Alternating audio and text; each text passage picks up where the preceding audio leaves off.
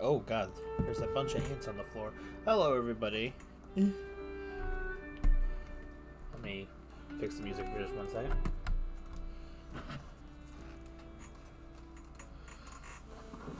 So I'm going to be cycling through various Octopath music as we go through this juncture.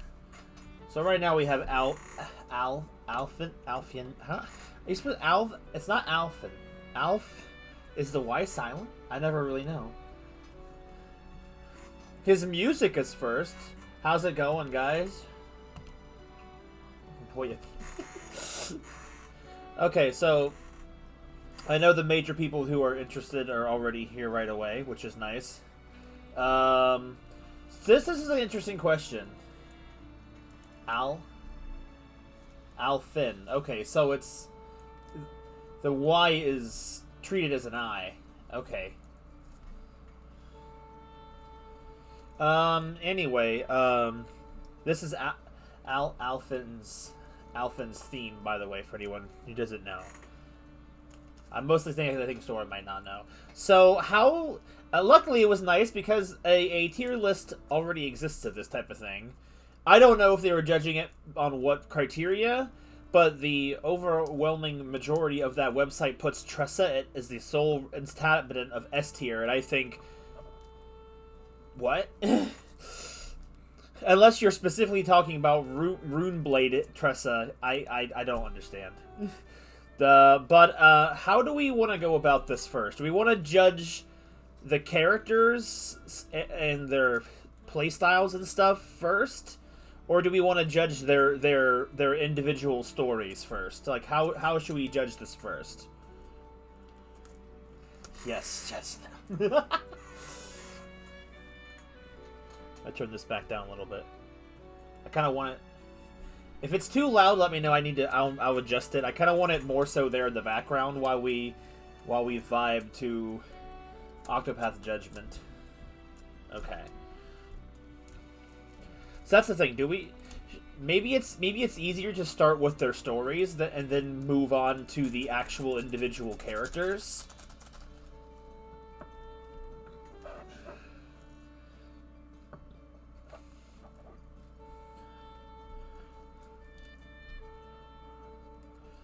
Yeah, I'm kind of leaning towards stories. It's because it might be easier to jump in, because at first I thought, oh, just one list will be easy. Like, no, like I feel like they need to be appropriately judged separately, because a character is not necessarily defined by their own story, and vice versa. A really good story does not make a character really good as well. So we kind of got like a mission mash. We'll start with the stories. And we'll obviously start with Octopath 1, because we'll move in chronological order. And, obviously I think we'll start with, you can't see my mouse, which is fine, it's not really a big of a deal. We'll start with Primrose, and, like, I feel like, now, the problem is, these games are going to be slightly different, because... Even though both, yes, have a interconnected story at the end of them, they are not created equal in a lot of ways. So I don't know if... I might try to judge their stories solely based on their personal execution, which means I feel like Octopath 2 will suffer a little bit that way, because some of their stories are definitely designed around the interconnected elements of the Shadow. So I guess, by the way, anyone watching this and hasn't finished Octopath Travelers 1 and 2, spoilers ahead. I have a feeling that was kind of be obvious, but I'll say it just in case.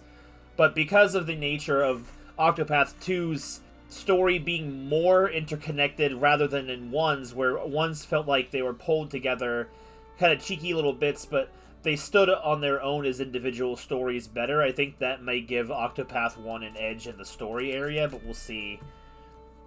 So we'll start with Primrose, and to be honest, I feel like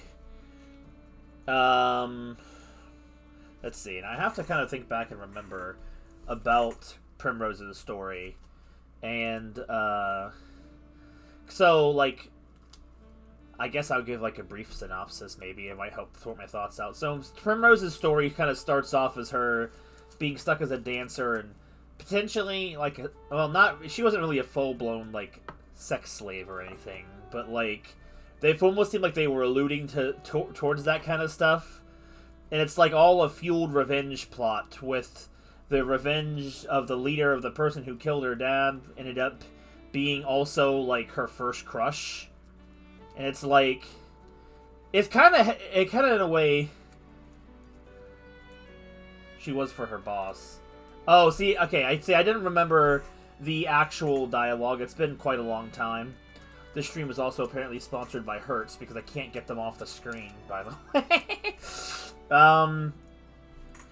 But, like, she kind of has some parallels to Oswald in a sense where, of all the characters in both games, the two characters that are primarily fueled for revenge are Primrose and Oswald, which are interesting because those were both of the protagonists in both playthroughs.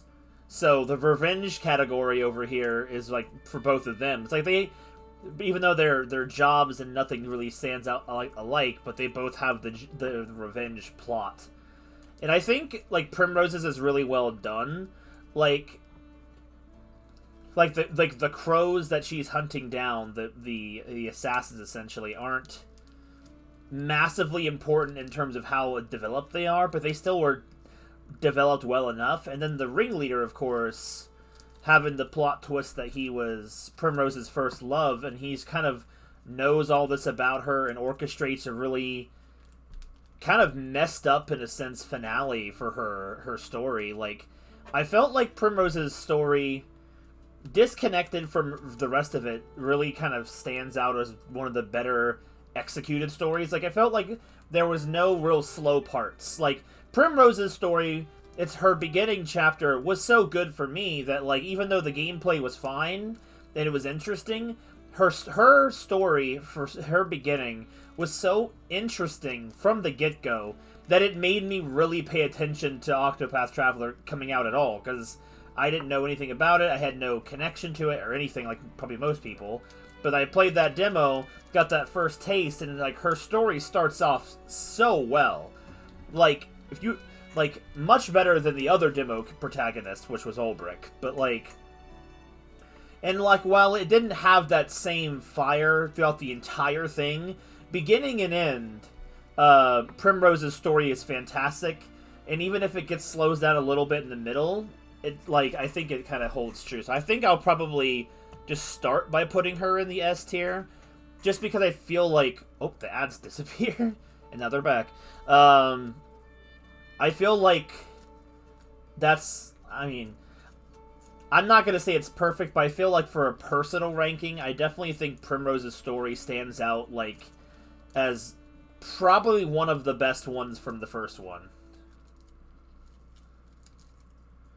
It is for sure, it doesn't stay strong the whole way through. And that's, yeah, again, that's a very good point. That's kind of be an ongoing theme of looking at these stories, is that they're going to have their slow parts. It's not going to be constantly injected action like some stories could be. Like, they have their slow parts and stuff. And, like, I kind of don't want to judge too much based on the character itself that carries the story. I'm more so looking at the story itself. But Primrose's character elevates the story for sure. Like, Primrose is an extremely interesting character. She's really well executed, I think. I'm gonna try if I can remember my personal order of going through the order of the stories I first found the characters in. So, I think who was next was Ulbrich. Ulbrich's is a really kind of interestingly structured story. And it's like, you kind of have to be really into those types of storytelling things. Like, Ulbrich's story starts off kind of generically, in a sense, where he's a knight with no kingdom and no king, who's basically just become a sellsword with no purpose to his stuff, to his life, gets like word of someone of the man who betrayed everything for his betrayed his kingdom for everything, and it's like Ulbricht's the pacing in Ulbricht's story is actually very interesting. Like, the concept for me is not incredibly interesting. Like, it's nothing really original. It's not like, it doesn't feel extremely well done in a way, but like the structure of the story overall is really, I think, is good, because like you start off with the introductory chapter of Ulbricht, so it's like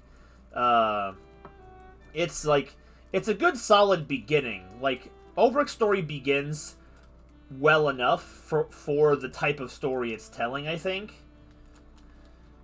Like, and then the second chapter, I think the second chapter really kind of depends on your take on like fictional like tournament arcs. Like, for say people who like enjoy Dragon Ball fans love themselves an extremely good tournament arc just for the action, but that doesn't really translate as well through an RPG storytelling instrument.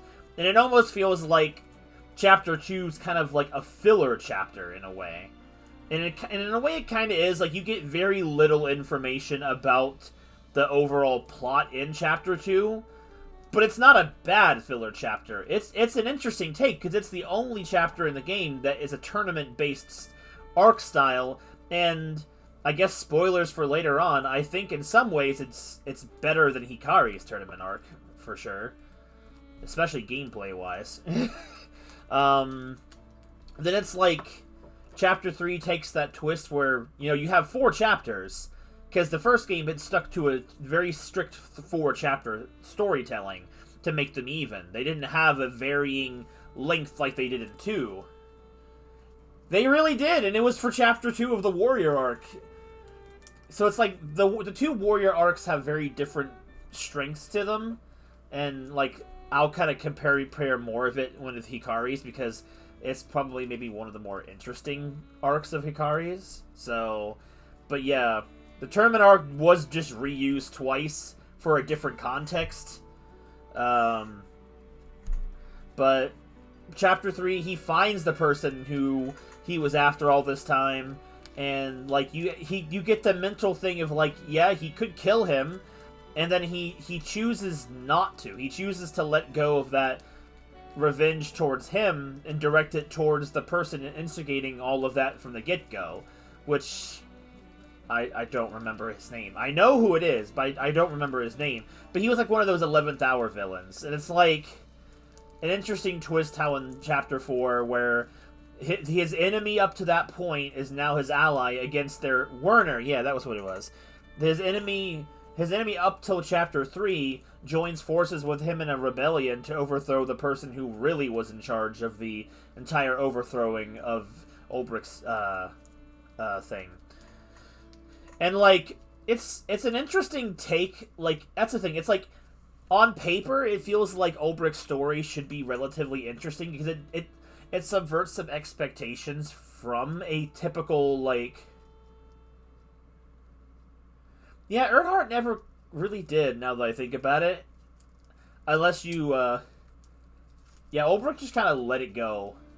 I guess if you look at it this way, that Earnhardt worked against Werner in the final chapter, maybe you could stretch that he redeemed himself, but like, I don't know if that's an even thing. I feel like that's a personal preference type of thing. I don't remember too well. He wasn't like super impactful, but it was an interesting angle to take the story. But at the same time, I'm not always a really big fan of 11th hour villains, because unless you're done right, it doesn't work very well. Like, unless you're like the Senator from Senator Armstrong from Metal Gear Rising, 11th hour villains don't really work super well, because you're not really built up to hate them very much.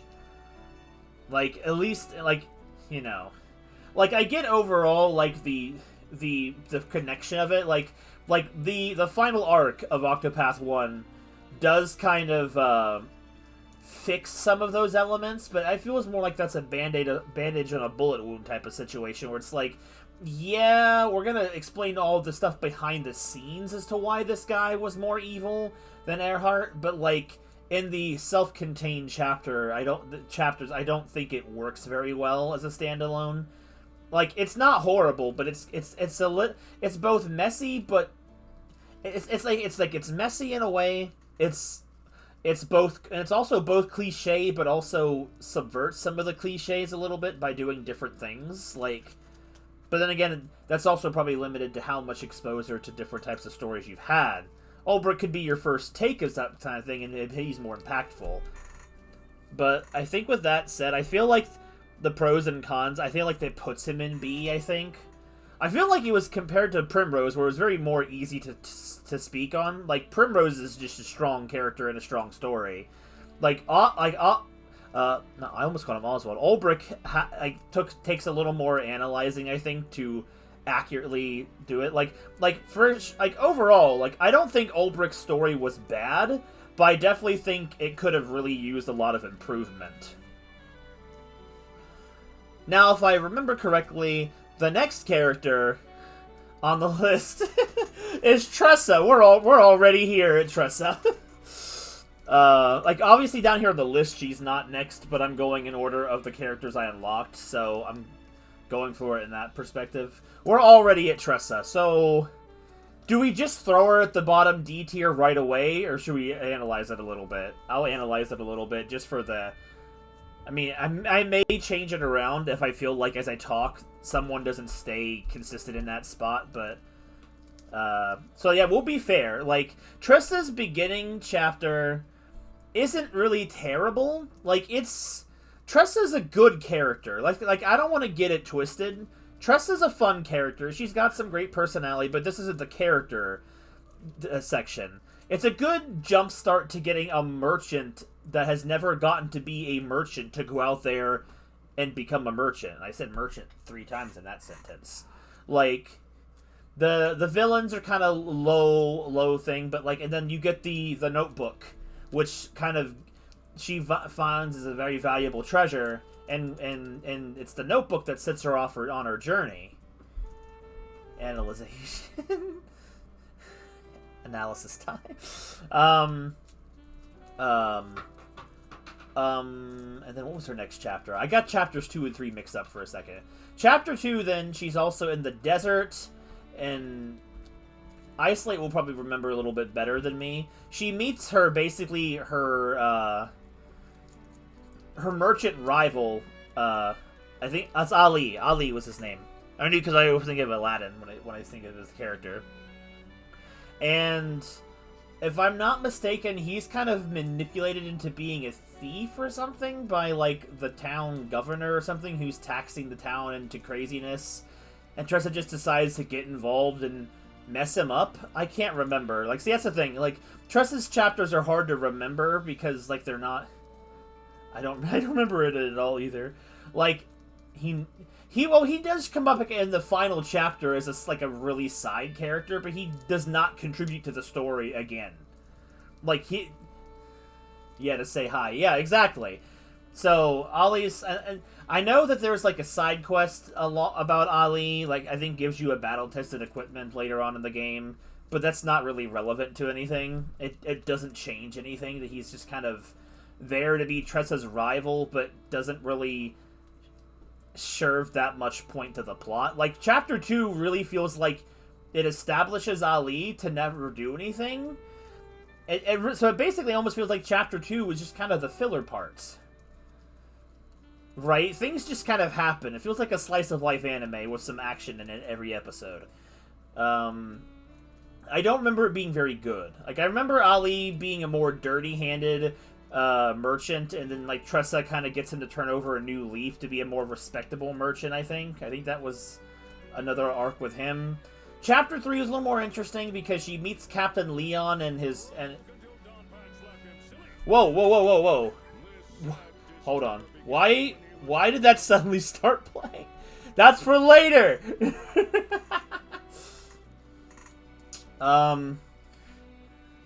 Anyway, Siri, no.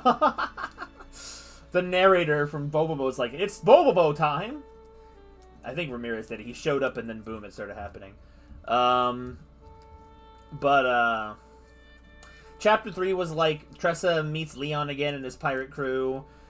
You get a big backstory thing about why Leon became a pirate, and Tressa goes to find some conveniently lost treasure that Leon wanted, and there's like this whole thing about what's valuable to who and whatever. And then Chapter 4, she goes to like, she might have met some girl, I don't remember. And like in Chapter 4, she shows up at that the Grand Gala, or whatever it was called, the Grand Market, or whatever it was. It was a big, big thing where the merchants of the world gather together to buy and sell their greatest, like, the greatest treasure or something like that. And then, like, Tressa's whole big not knowing what is the most valuable thing to sell at the merchant festival or whatever, only to find out that it's her notebook, and that it's more important and valuable to her than anything else, and doesn't end up selling it anyway. And that's kind of how it ends. You also learn that the book belonged to Graham, which is important later on. Yes, and that's what I'm about to say next. Is like, and the boss of that chapter is some lady that really wanted her notebook for some reason, and it's never explained why. It's never explained why. She clearly thought it was some kind of magical artifact or something, but like, couldn't get the notebook to work, and Tressa just gets it back, and then that lady is like never heard from again, like at all. So, I mean, all of that said, Tressa gets at the bottom for sure.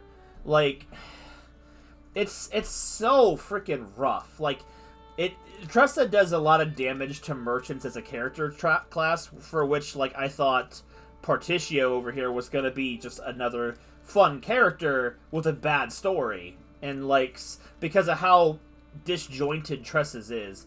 Now, learning that Tressa's notebook belongs to Graham is, like, really important for the in-game, but as a standalone story, I think Tressa's story is really bad, and Tressa's character doesn't save that story at all. So, that's kind of how I feel personally about it. Particio is proof they knew how bad her story was, right? I guess it's also, in a sense, like a coming-of-age story, but I feel like there was a couple of those of coming-of-age stories that were done better in the same game. Like, I also kind of almost consider Ophelia's story a coming-of-age story, and hers is done so much better. Even though if it's not a fantastic story, it's done so much better than Tressa's. Like, Tressa really is, like, but she's a great character. She's a good party member. Absolutely awful story, though, for Tressa. I just don't get it. It's like, I don't like her story. It has good moments, and it has some important in-game moments for the in-game only, but if you just look at Tressa's story in a vacuum, which is what I'm trying to do with all of these stories, to be fair, yeah, like, and it's awful. Like, Leon, who's there for half of the story, pretty much, is a more interesting, compelling character than Tressa or any other character in Tressa's story. Like, Leon is basically the highlight of her story, and he's there in chapters 1 and 3. Leon is a good character, and he doesn't save her story either, because it's just rough. Because even then, Leon is like, just kind of shows up, he's not truly connected to the whole plot.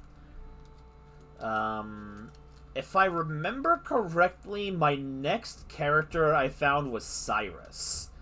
Now, Cyrus is definitely another interesting case of story and character are not equally yoked in that sense.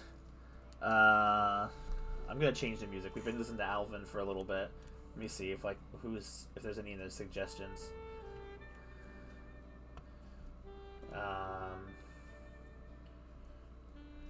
Come on. It's okay.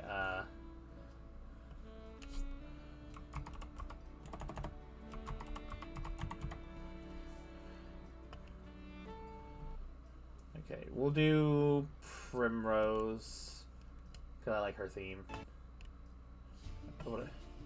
It's a good sense of a day, I think. I was just talking a little bit. I'm just kind of not doing... I'm mostly sticking to Octopath 1 music in the first half, and then I'll do the second 1 game in the second half. I'm just kind of going through appropriately themed music. So Cyrus's story is like... Cyrus's story is honestly kind of weird when you think about it. Like, it's not an extremely well executed story, to be fair, I don't think. Like, and it's not that it's a bad story, but I think there is flaws in terms of looking at it in a vacuum of its solo story. Like the first chapter is really good. It's another one of those chapters where it's actually a really good... a lot of the chapters in Chapter 1 in Octopath 1 have really good hooks to them. Where, like, they get you hooked really early. And that's... Not all of the ones in Octopath 2 can do that. I think, well, most of them do, let's be fair. Like, only Agni I really don't think has that hook in number 2. So I guess never mind, I'll scratch that. Well, maybe not everyone. Well, anyway, Cyrus's story has a good hook beginning where he learns of this dark tome that's been missing, the far reaches of hell. I'm sure that's important to everybody. Finds out a fellow scholar, was associated in the spiriting away of the book, and I'll be honest, I'm trying to remember his chapter 2. Which I think he went to investigate another... he was investigating a group of kidnappings in a different town with the assistance of an old friend of his who Cyrus was oblivious to their romantic feelings for. And the guy was making blood crystals out of people he was abducting from town. No, I think you're right. I think that is 2. I'm pretty sure it's 2. Because 3 is then when he... And when he gets to the area 3, in Chapter 3, he finds the Headmaster Yvonne, the person who was in charge of putting him in his position, I believe, was the one spearheading all the books. And he kidnaps the girl that's fallen in love with Alvin. Not Alvin, sorry, Cyrus. To which Cyrus is very much oblivious to. Saves her. Yvonne kind of goes psycho because he's been tricked and whatever. And then Chapter 4, he follows a lead he gets from the Yvonne's manor to the assistant, the librarian lady, the assistant lady who tricked Yvonne into using those blood crystals, and he kind of became like a nice monster. So then he tracks her down to some random ruins and learns that she's basically immortal, and she's been stealing these books for the past several hundred years to learn all there could be of knowledge. She and Cyrus have some back and forth where they're just kind of flirting with each other until she can't stand it anymore. And then Cyrus finds the far reaches of hell and learns that the ruins allude to some really dark history that Cyrus is going to study to learn to actually prevent, rather than just let that knowledge be lost and have them ignorantly go into an apocalypse, I guess. But he also goes back to school and starts teaching again that knowledge should belong to everybody, and his student is he's still mostly unaware of his student's thing. So, like, Cyrus's is like, it has a good hook, and then it's got, like, chapters. It is kind of messy. Let's be fair. It's messy as well. The question is if it's more messy than Ulbricht's story. Like, I think it has a pretty decent build-up up to Chapter 3. It's Chapter 4, where as a standalone story, it kind of falls apart. In a sense. Having the headmaster assistant being the actual culprit is an interesting twist. But because of how Chapter 4 is executed, well, that's a fair point to make, I guess. I said, I'm sorry, I didn't mean Ulbricht was messy. It was like all over the place. But Cyrus's is a little bit messy in how it flows. But, like, each chapter feels like an interesting thing. Like, oh, and Cyrus does get closer and closer to the truth each time, like, in a believable way. Like, Chapter 3, like, Octopath Traveler 1's pretty good at having a really fun twist in most of their Chapter 3s that bridge into Chapter 4 pretty well. And I think Cyrus' story does that pretty well.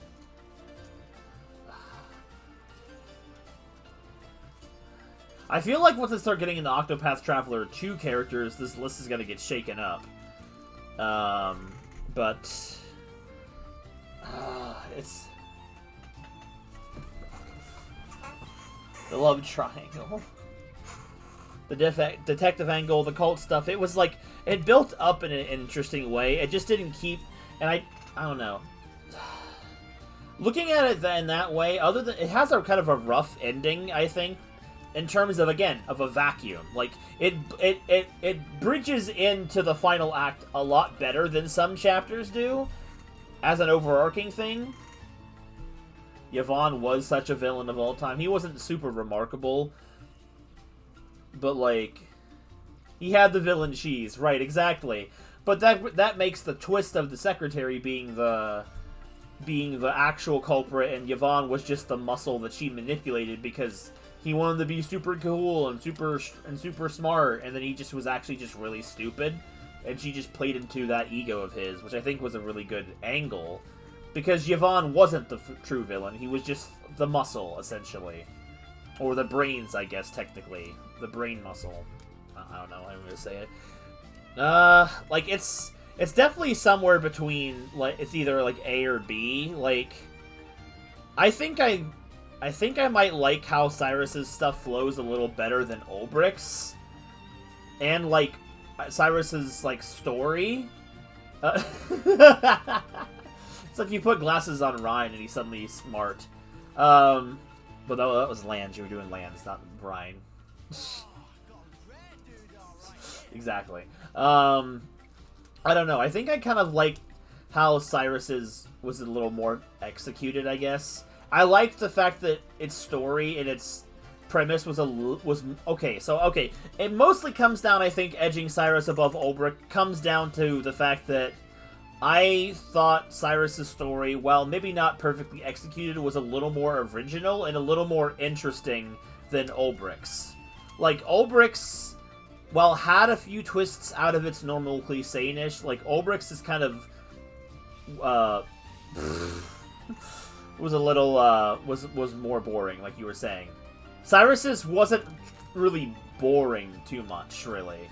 There was some parts, but like, and also Cyrus's character kind of helps edge it out a little bit more, because I think, like, I enjoy Cyrus a little better than Ulbricht, because Ulbricht's almost kind of like a cliche in a way. Like, I mean, Cyrus kind of is too, but like, his cliche is a little more better executed, I guess.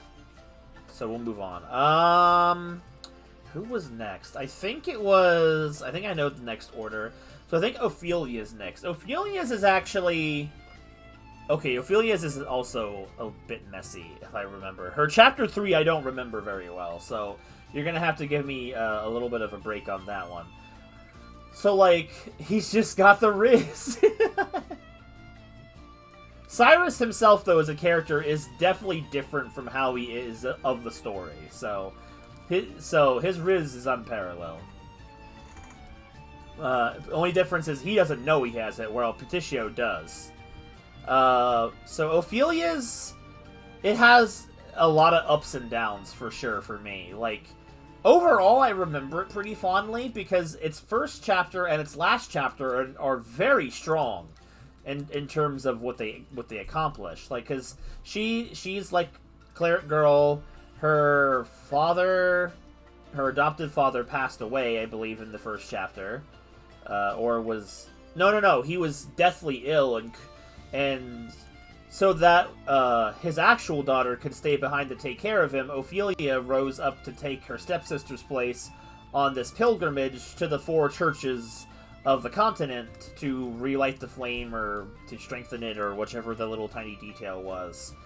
And Like, the first chapter is her just proving herself to the Guardian of the Flame that she's capable of doing the journey.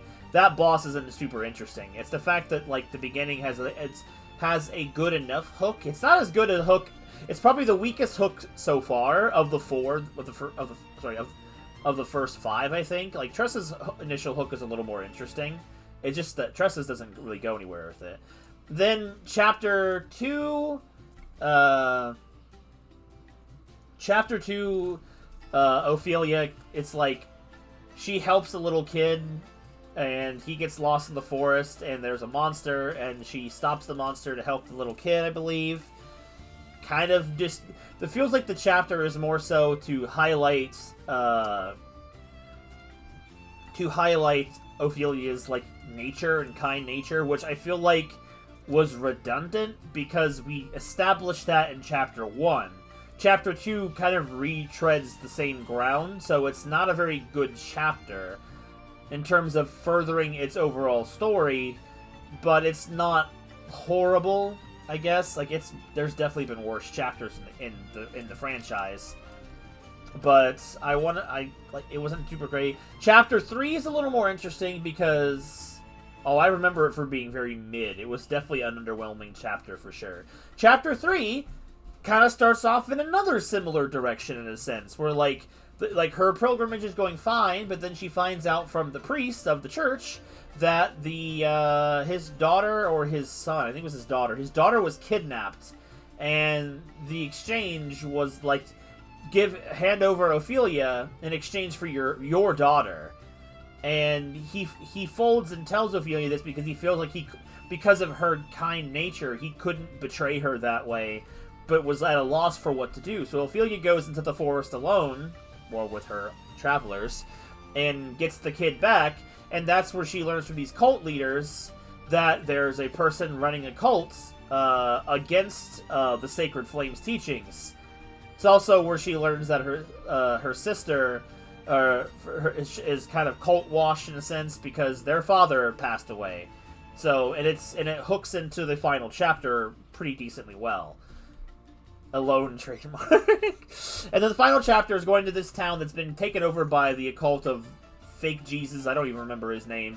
Basically, a former acolyte that feels the Sacred Flame abandoned him when he needed someone saved, and he decided, well, you know what, the Sacred Flame was Bubkiss. I'm going to start a cult and tear down the Sacred Flame. And Ophelia is going to die for it. And he tries to brainwash his sister into thinking if she goes along with this ritual that her father will be brought back to life. Ophelia reaches out to her, and then they kill him, and then they go home. The pilgrimage is over, and yeah, like, it's basically kind of like feels like a story about like how Ophelia's kindness perseveres through a lot of things. Like, her kindness isn't a weakness, it's a strength, and blah blah blah type of thing. Not super great. It's over. Like, the thing is, I completely forgot that Chapter 3 existed until I started recounting it. Like, oh wait, no, Chapter 3 exists and it's okay. My veteran knife, notorious murder thief, and a trained beast killer, right? Like, I kind of almost, in a sense, want to put Ophelia next to Ulbrich in a sense, because like, I find Ophelia's, like the good chapters of Ophelia's story, I find that, okay, so it's mostly comes down to Ophelia's last 2 chapters and a good beginning, really, because Ophelia's last 2 chapters are interesting in terms of the way that Matthias was his name, thank you, I could not remember fake Jesus' name. Matthias was a pretty good villain. He's subtly foreshadowed in the first chapter, and like just enough that you kind of know who he is, and it's like, oh, a little twist villain. But the freaking Octopath 1 is full of twist villains. I feel like every chapter is a twist villain, except for like 2 of them, and I think it's just Tressa and Alvin's. Spoiler, so I guess. What? I thought the sister was the villain. Exactly. So it's like, it had like the second half of Ophelia's story has a very interesting premise and an angle on like the church and life and death, and it's like that in itself brings it up to the area that, like, Ulbrich kind of established a little bit, where, like, again, like... But, like, Ulbrich is in B because the most of his story is pretty much okay. Like, it doesn't rise to greatness. Whereas Ophelia's is, like, the first chapter is fine. It's not bad. The second chapter is very meh. It doesn't really establish anything new or anything interesting. And then the last 2 chapters are actually pretty strong. Like, to the point where I remember Ophelia fondly. More fondly than I expected her to be. We've got to put respect on the Panda Mage, for sure.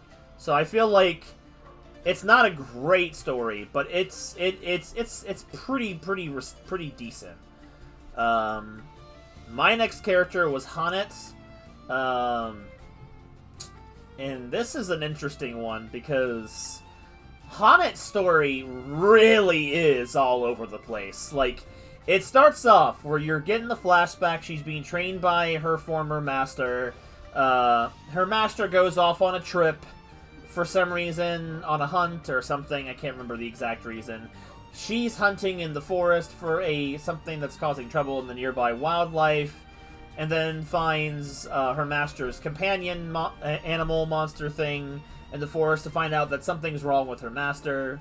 She goes off to try and find him. She's led to where her master was in some random forest somewhere, and I will not be able to keep that up. Are we speaking of Hana talk for this part? I'll try. So she cometh to a forest or whatever, where she findeth her master turned to stone for petrification from a strange shadowy creature. So then, chapter 3, she goes. Oh no! And because he left a clue of how to undo the petrification on his person that Hannet findeth, and it leads to some woman in the snowy regions. And then the chapter is like she needs to go, and this old lady's there. She tells Hannet that a brew for undoing petrification. Ingredient is in the forest. She has to fight a dragon for it in the forest. I don't know why. Really, they gotta force a boss in every chapter in Octopath 1. They didn't have bossless chapters in Octopath 1.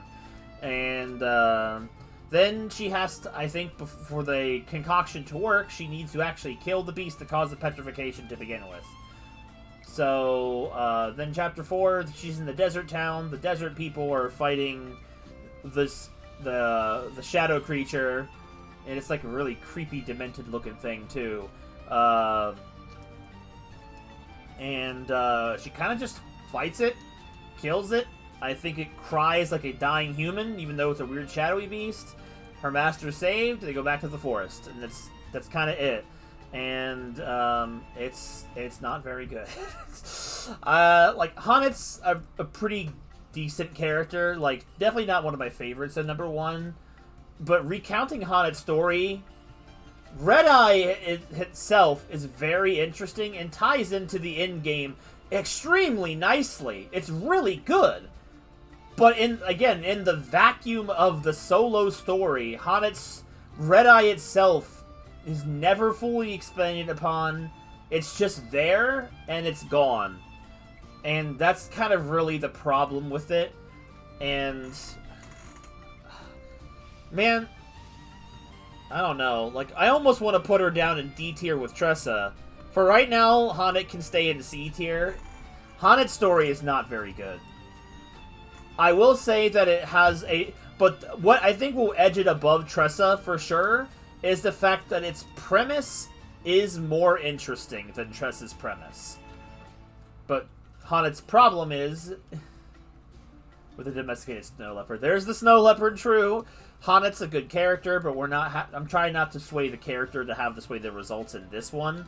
And like, I don't know. It's like it has. Hannet's story has an interesting hook, but like, it doesn't feel like it doesn't feel like a really well, properly advancing story. Like, Like, the pacing of it is really weird. Like, yeah, she learns a fact in one chapter and then learns a fact in another chapter. Did we need to devote an entire chapter for her learning one thing? I don't think it was necessary. I don't even know if the boss in chapter 1 was connected to the overall thing either, if she was just hunting a thing in the forest that was over-hunting things in the forest. I don't know. It wasn't... I don't know. It wasn't very good. I don't remember it very well. Nerds of Hunter's Heads shall remember thine folly. I mean, they definitely learned how to fix the Hunter class's story in Octopath 2, I guess, spoilers. I liked Ochet's story better. Like, I don't know, like, that's the thing, like, Red Eye, the main antagonist of Honnet's story, is a very, like, knowing the full story, Red Eye is a really interesting and sad concept. But it's never explained or expanded upon in Honnet's story at all.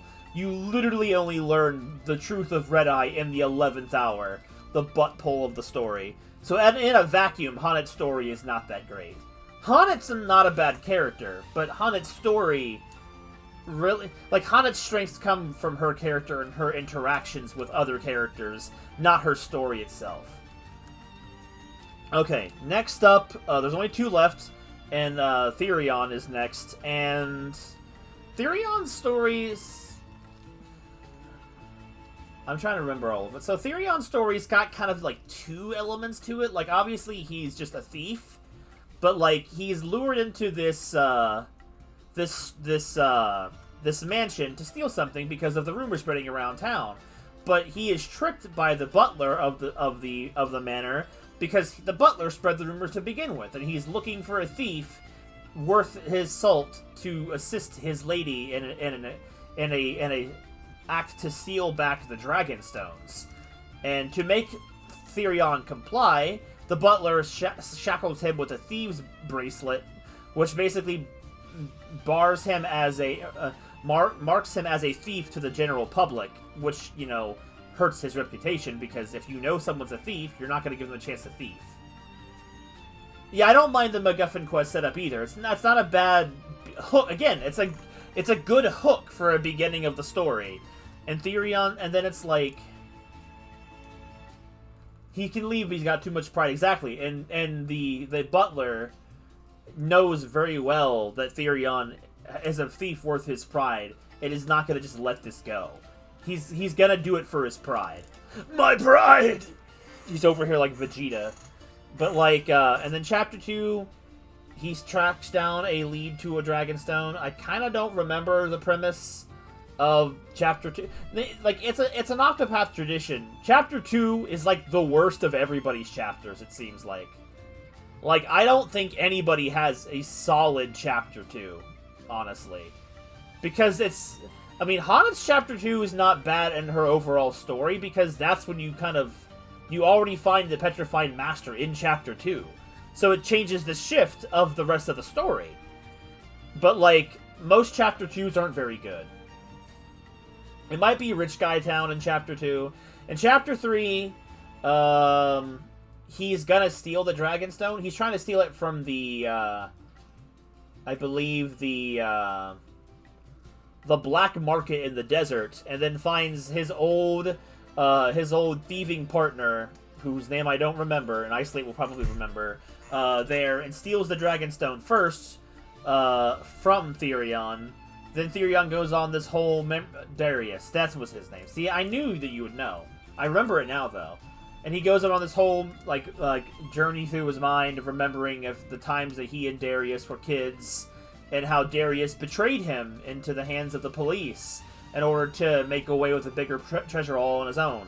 So that's where Therion's personal vendetta comes into the story. And then the final chapter, he finds Darius' hideout in the snow region, who has the remaining 2 Dragonstones. He infiltrates the hideout, defeats Darius, steals the stones back, and doesn't kill Darius. Despite the fact that Darius continues to taunt him to do so, that Therion has taken the moral high ground to know that he can't kill his old friend. And even though Darius has betrayed him so many times, he doesn't have it in him to kill his former partner. but he just leaves him there to his own devices. And Darius is busy trying to line his own pockets while he's wounded to flee with his treasures, because he doesn't want Therion to take it. And his entire Thieves Guild betrays him and takes his treasure since Therion already mortally wounded Darius. So the thieves just finished the job. Therion takes back the Dragon Stones, and he kind of... I'm pretty sure the lady of the manor tried to flirt with him a little bit, but he gets his collar removed, and he kind of learns... so Therion's thing is that he trusted someone and was betrayed by his trust. So Therion, in turn, didn't trust anyone anymore either. And then, by the end of it, Therion learns to trust people again, which is like the lady of the Dragonstone Manor and the butler, who were also having to learn to trust in Therion. They had to learn to trust again. Sorry, Bangle, not Collar. That's right. And honestly, recounting it, I really like Therion's story a lot more than I remember. I think I might put Therion's story in A for now. Because, honestly, like, the theme of Therion's story... Like, obviously, Therion's story has a really bad chapter, too. Like, most of them do. So, like I say, it's not a detriment to have one bad chapter. But, like, Therion's, whole story about, like, the whole arc of trusting people, and, like, which is an interesting... Which normally can be an interesting story premise on its own, but when your character is literally a thief who makes his living on not trusting people, the fact that he learns that there are people he can trust is a really good character moment for his personal story and the story of the other characters involved. It also, and while it's not the deciding factor of this, what helps influence this change in Therion from being a cold person to becoming more trusting, as the chapters go on, the travel banter between characters strengthens that bond that Therion is finally starting to let his guard down. And by the banters in Chapter 4, Therion is really kind of welcoming and treating his fellow travelers with more respect, especially Alphen. Like, him and Alphen have a bromance, like, by the end of both of their Chapter 4s in the travel banters, which really shows Therion's coming through of his character. Which I think, while it doesn't change his story, it helps the overall character arc that the story is telling. So I think it's a surprisingly a lot better of a story than I've kind of remembered. But, like, I remember it well recounting it. I'm gonna change the music again. We've had Primrose playing for... No way! I've been playing this for 30 minutes. Get out of here. It's time to change the music.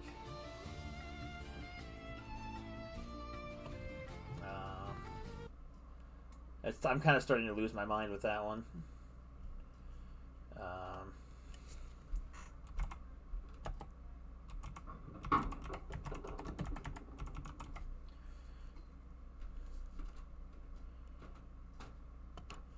This one might be good. Dude. This will work. It's not a bad song. We're almost done with Octopath 1 anyway. So the last character is Alphen. And Alphen's, like, in terms of the characters that had, like, high stakes throughout their whole stories, Alphen's himself, best boy for sure. He's definitely the best boy of this cast, I think, for sure. Though Cyrus does give him a run for his money in different ways. Like, Alphen is a really well executed character for sure. But his story is an interesting angle because he's basically, it's like, how do you make a story of a doctor essentially compelling? And I think Alphen's does a pretty decent job at tackling different angles. Now, see, Alphen's story is really disjointed, but unlike the others that do feel disjointed, his feels disjointed by design because his story is well affected by the fact that he doesn't have Alphen has no set destination in mind. He has no his journey is the destination. So therefore, each chapter, like, the whole thing is a growing journey for a character. So every chapter has the potential to be extremely interesting, and I think Alphen's does a really good job at having a strong 4-chapter thing. Like, his first chapter, he's the one of 2 apothecaries in his hometown. He wanted to become an apothecary because someone saved his life, so now he wants to save other people's lives in return. And he saves his best friend's little sister's life in chapter 1 because she got bit by a poisonous snake. So he kills the snake to get the anti-venom to fix his sister's friend. Disjointed with purpose. That's a great way to phrase it. But, so then he goes off to go on a journey to help other people. Chapter 2, okay, so Chapter 2 actually was Alphen may very well have the best Chapter 2 of Octopath 1, for sure. He doesn't have a disjointed one, because he goes into this rich people town, and all these people are coming down with these diseases. And Alphen is, like, trying to cure them, but then he sees another apothecary in town, this lady, whose name I don't remember, that Isolate will probably chime in soon, eventually. And she is offering all these cures to people in town, but she's making bank off of these rich people who are getting sick. She is making money at curing these people, which Alphen finds... I think it's Veronica.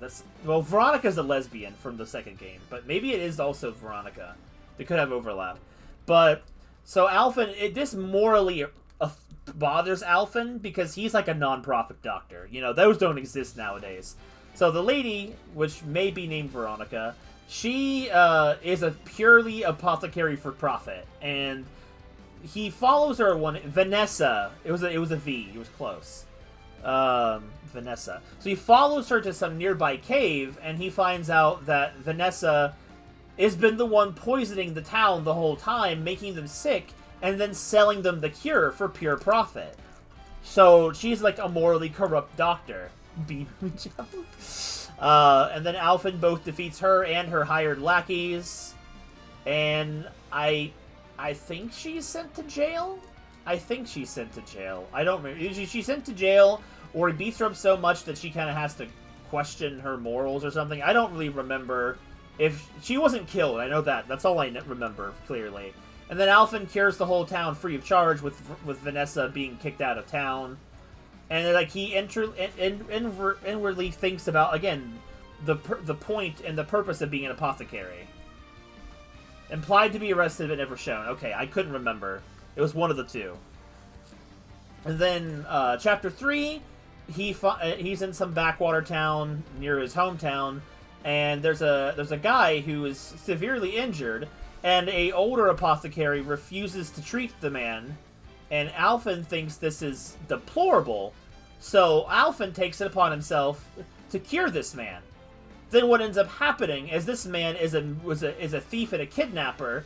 He kidnaps a child and tries to hold her for ransom. So Alphen tries to speak with him, like, how could you do this after I went and healed you? And he just mocks Alphen for healing someone like that. And then Alphen basically pulls a whole insurance card thing. Oh, your insurance got denied? Well, time to re-break your bones. And I don't know if Alphen technically killed the guy. Yeah, exactly. He learns anyone can be evil. So, I don't know if Alphen killed him or not. I can't remember. I think it was implied that Alphen killed him. Especially with the final chapter later on.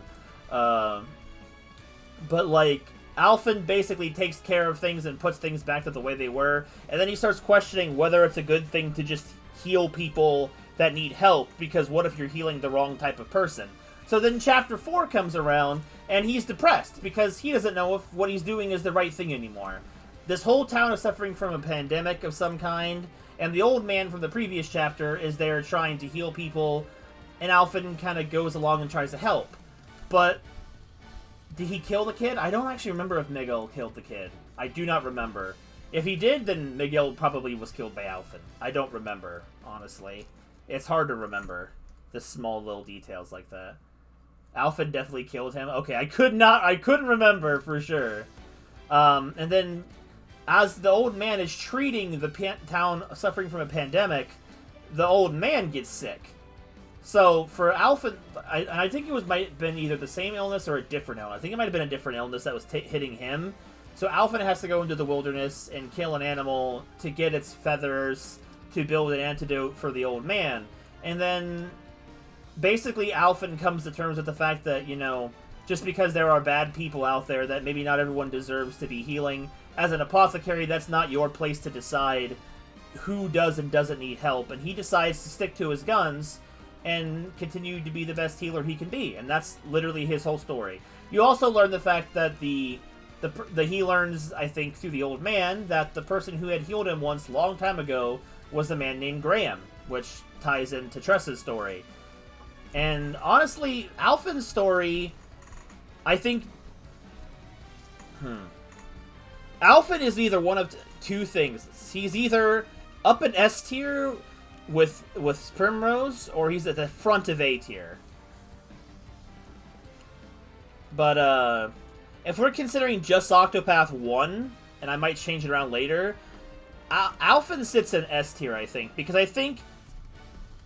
Yes, that's the thing, like, and I guess for those who don't know, like, Graham, like, was the one who wrote the notebook, he's the one who cured Alphen, and it turns out as you learn things in the final act of the game, which isn't even a chapter, it's just a side quest, you learn that Graham was lured to the Gate of Finis by some witch, and he was turned into the monster of Red Eye that petrified Honnet's master. So when Honnet killed Red Eye, she killed Graham. Graham had escaped from the Gate of Finis because the witch was trying to sacrifice him to revive her father, the Galdera, the Dark Lord, or the Dark God. So, since Graham was basically useless at that point now, she went to go and find Graham's lost son and enact the same thing with him. And then you learn how many people were tied together. Yes, he was lured there by Cyrus's villain, I believe, too. So, like, you learn all these stories are almost roughly connected in a rough way. Like, not all of them perfectly. Like, you also learned that Orberg was leveled because the witch needed the Gate of Finis hidden in Orberg, which is why Orberg was destroyed. And it's like... I don't remember if the Dragonstones had anything to do with that stuff. It might have. I can't remember if Therion had any tie into the overall story or not. But, like, everyone's stories, well, had some kind of clue in some way or another to the overarching plot, which was a nice thing. But I think for Octopath 1, this is how the stories stand as standalone stories, I think. I might as the lists get more made up, I may have to move some characters down. Like, Cyrus might get bumped down a little bit. But I think this is kind of a pretty solid list for number 1. So now we get to move on to 2, where I'm going to change the music to 2.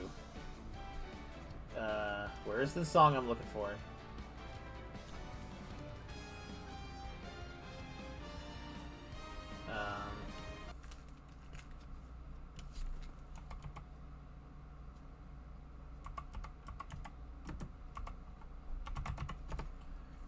I need something quieter. Here we go.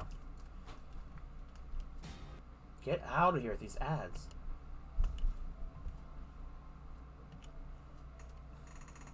Yeah, he was lured there by side. Yeah, they all kind of tie together in one way or the other.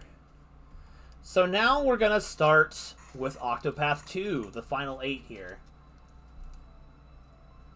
Oh, that's why the Dragonstones were stolen. Okay, so that's... I couldn't remember. Thank you. I really could not remember if the Dragonstones had some key to the story or not. I just couldn't remember. I felt like I was trying to remember that element, but I was not sure. Soda time. Me and my RC, baby.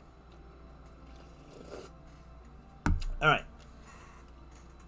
So, I don't remember the full order. I remember most of the order. So, we've got Oswald now.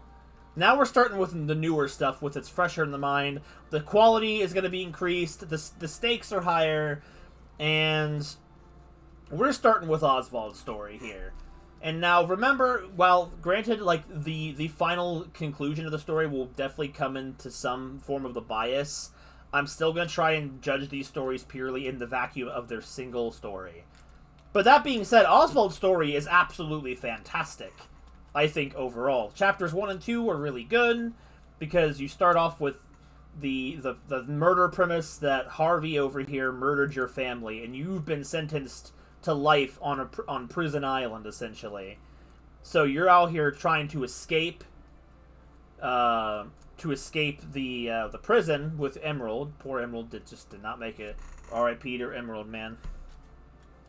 But so he finally escapes. It was Oswald, Particio, Throne, Ochets, Casti, Hikari, and Agnia. That's the order, I believe. Telethia? Metal Gear? Sonic the Hedgehog? There's a lot of prison islands, isn't there? And then, like, Chapter 3... What was Chapter 3 of Oswald? Because Chapters 1 and 2 were essentially one big chapter. What was Chapter 3?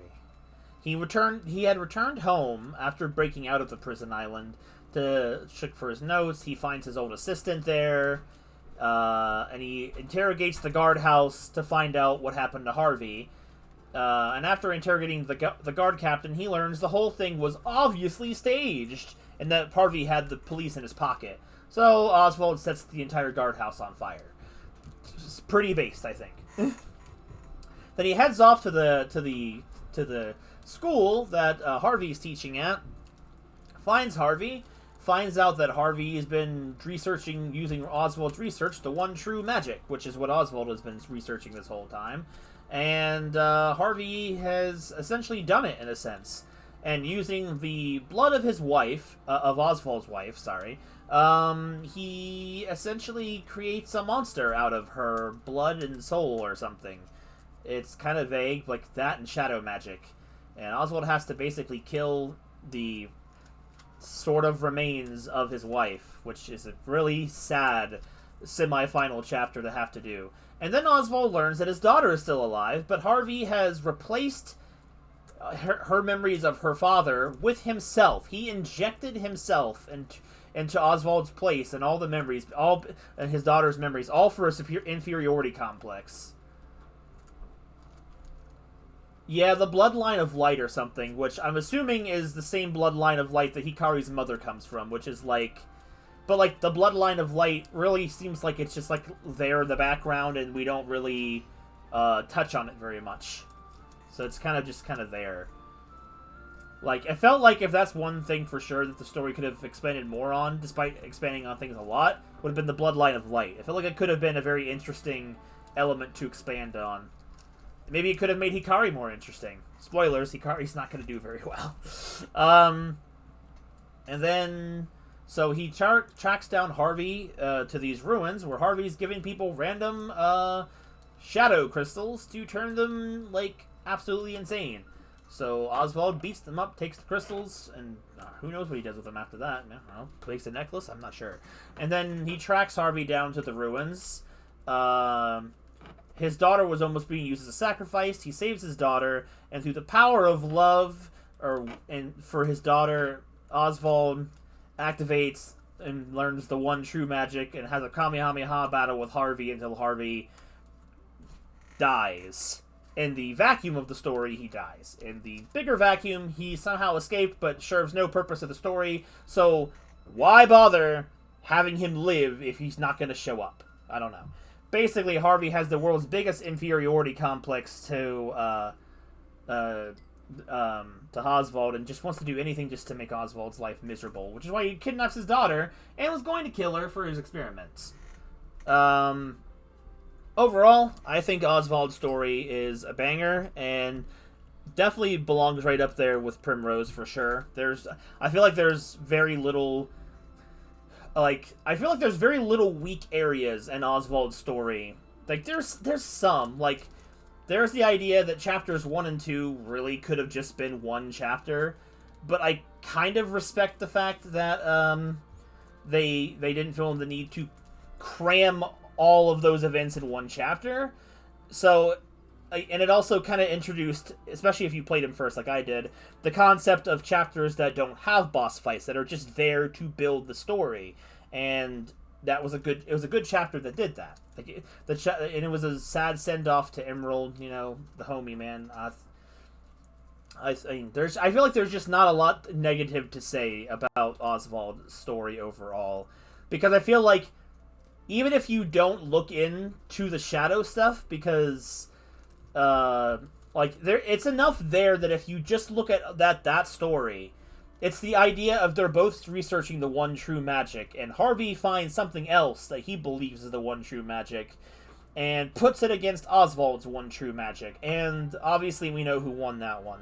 So if you look at that in the vacuum, I still think Oswald's story works perfectly fine in a vacuum, and it works even better with the full connected story. Even if the full connected story kind of feels, kind of weird in some places. But in a vacuum, Oswald's story I think is like really well done. The next character was Temenos, and Temenos is a rough one, really. Temenos' story, to be fair, is actually really good, though. Like the premise is interesting. The whole murder it's got a very Miles Edgeworth Investigations feel to it. Like, Temenos has got mad Miles Edgeworth energy in the best way possible, coming right down to the homosexuality with Crick. But the detective angles was fun. Like, the plot was really interesting. Like, it was, and even though the whole plot, because he's there, he's investigating the Pontiff's death with Crick. Oh no, he was going to see the Pontiff privately with Crick, and Crick was escorting him. They get there, they find out the Pontiff has been murdered. Well, he was killed in an accident, but Temenos believes it to be premeditated murder. The Royal Guard, or the Sanctum Knights, show up to try to keep Temenos out of looking into things, but Temenos has got all the information he needs from a book called Beware the Night or something. I can't remember the exact details. You have to rewatch it again. But he and Crick part ways, where Temenos is going off to his own thing. They meet again in Candlebrine, where he's there hunting down the serial killer, who now has claimed a couple more victims in Candlebrine. Temenos learns that he's killing people that are associated with the old gods. Something night shall fall. Exactly. Temenos stops, catches him in the act of trying to murder Hermes, the dancer, and then he tries to make an escape on the Royal Guard ship, whereas Temenos, Crick, and the Octopath travelers stop him. He's apprehended, and he's told he can have an interview with an interrogation with the culprits, which is really strange. Because Temenos is surprised that they would even let him partake in said interrogation. And then Temenos' story splits up, and he goes to research what the murderer was researching, and finds that there's this whole thing about the Moonshade Order that killed the people of Psy, but Temenos doesn't know what that has to do with anything yet. So then he goes to interrogate his culprit.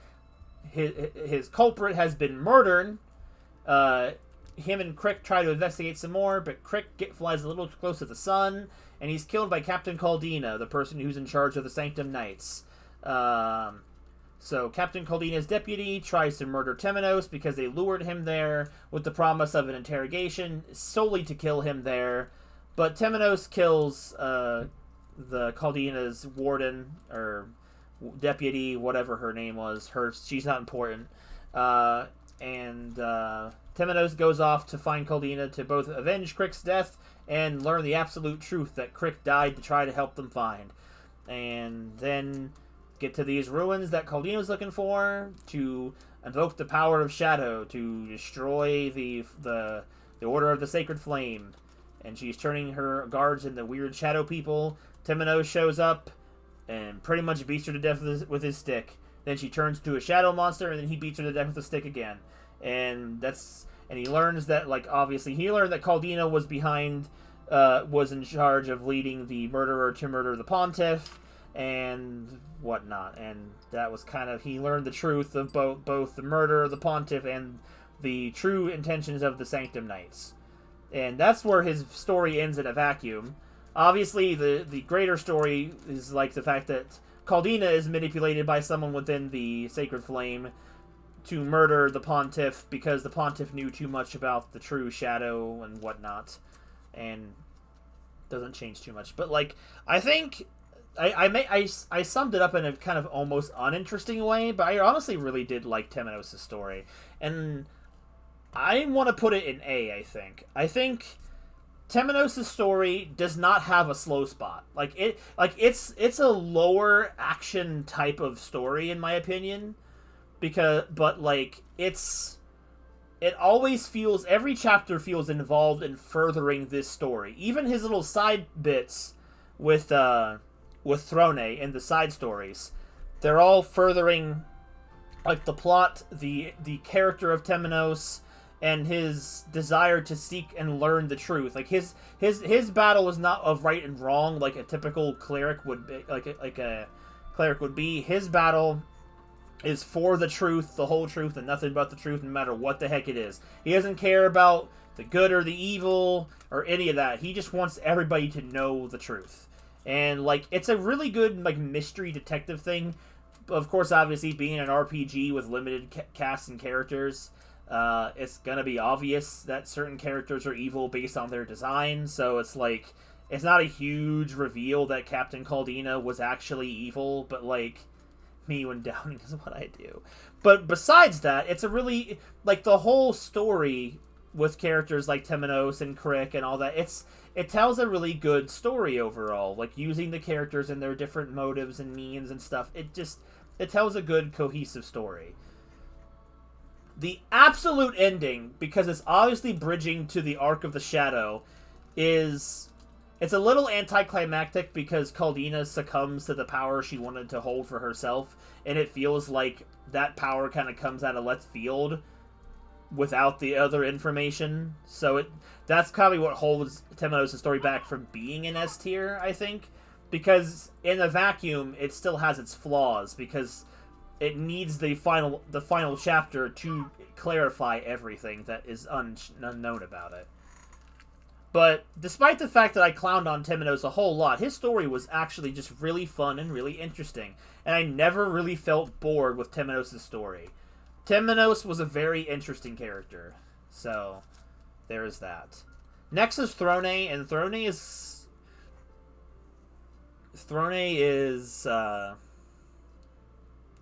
She has a really interesting start of the story. She's got that Primrose aura about her. Like, she's very Primrose-coded in some ways. She's someone who, like, longs for her freedom because she's lived her whole life as a thief and can't make her own choices because she's part of a gang, essentially.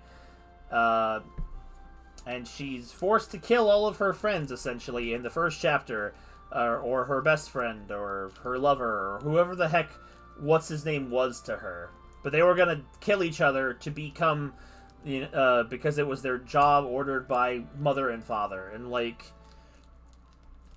Throne's whole thing is she doesn't want to be a murderer. She hates the smell of blood. She doesn't want to be a killer. Angus? So prim-coated. I didn't know Throne had a last name, so that's actually interesting. I don't remember her last name coming up. Then she... Like, I'm kind of giving paraphrases because I'm getting a little exhausted at explaining their story over and over again, but I feel like it's at least somewhat necessary. But, I have last name, you just don't ever say them. I mean, I know Alphen has a last name, and I remember that one. I think Primrose's comes up in her story, but, well, Ochet makes sense. Then, like, Primrose... I call her Primrose! Throne has to go and hunt down the two heads of the Black Snake, mother and father, to get the keys to her collar so she could be free from being a thief and free from the Black Snakes. So, she has two separate chapters, one where she's hunting down information on Mother to learn of and one place to learn of Mother's Garden. She goes down to Mother's Garden, finds out that Mother has an entire orphanage of children that she's raising up to become the new Black Snakes, new Black Snake members, and is just an abusive woman. and and Throne effing kills her, like straight up, and causes trauma to a small orphan child, thinking that clown face mother was actually a good person because she beat her children with a whip. Yeah, I feel like Mother of the Year for sure. And then the other half of it, she goes to meet up with Father, and she wants to kill Father when she gets an opening, but Father doesn't give her an opening, and he's testing her this whole time. Then he basically calls her out to challenge, like, and after she does her killing extinguishing, she calls Father out. Father calls her out to some old place, to an old church to fight him. To like, if you want to kill me, this is where you will do it. Spends the whole time reminiscing about his own life to Throne, who does not care. She does not care about. She just wants to kill him dead. And then by the time things are over, she learns that Father was trying to be with her mother, and that Father was raising her to kill him the whole time because he wanted to die. And that you learn that Father was protecting Primrose. I keep saying Primrose, I've been saying her name so much. Throne from being murdered by Mother and stuff because Throne's mother was an ace thief. And you find out that Father was being cucked by Sephiroth the whole time.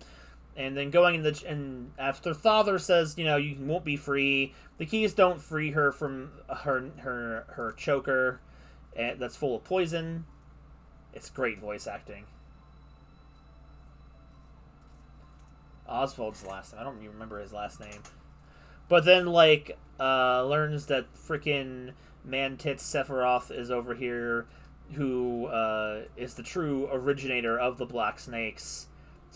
So Throne goes back to New Delsta, finds that the keys are opening a secret passage in the sewers, and she travels to Lost Seed, one of the coolest locations in that whole game, and learns that her blood father is essentially a vampire Sephiroth with man boobs, and basically he's been having the biggest harem on the entire continent, having as many kids as he could until one of these kids could kill him. And that was his whole deal. He wanted to die, but he wanted to make sure his legacy he left behind was freaking amazing. So he basically forces Throne to kill him so that she can finally be free. And that's kind of where her story ends. And honestly, it's in a vacuum. Honestly, that story is not really changed too much with or without the vacuum. A murder harem spawn. They really are. That moment when all the Black Snakes are literally blood relatives. The girl that wants to kill Throne, she's like a sister in a sense. Her quote unquote father was her older brother. It's all those weird things that just mess with your head. I feel like though Throne, I feel like her story goes in A. I feel like even with the greater knowledge of who Claude was, he was descendant of Darkest or something. So she looks just like her.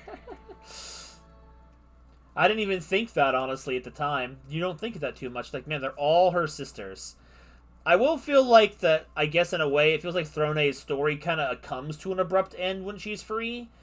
Because it's like, it's like everything after her being free is something that the player has no idea about. Like, it's like freedom was the goal, and it's like everything else that happens afterwards is completely like not talked about at all. And like, I feel like there was a lot of things that were kind of left unsaid in a way. Like, would Throne want to help the people that are essentially her relatives? Like, whatever. No one knows. Nobody knows.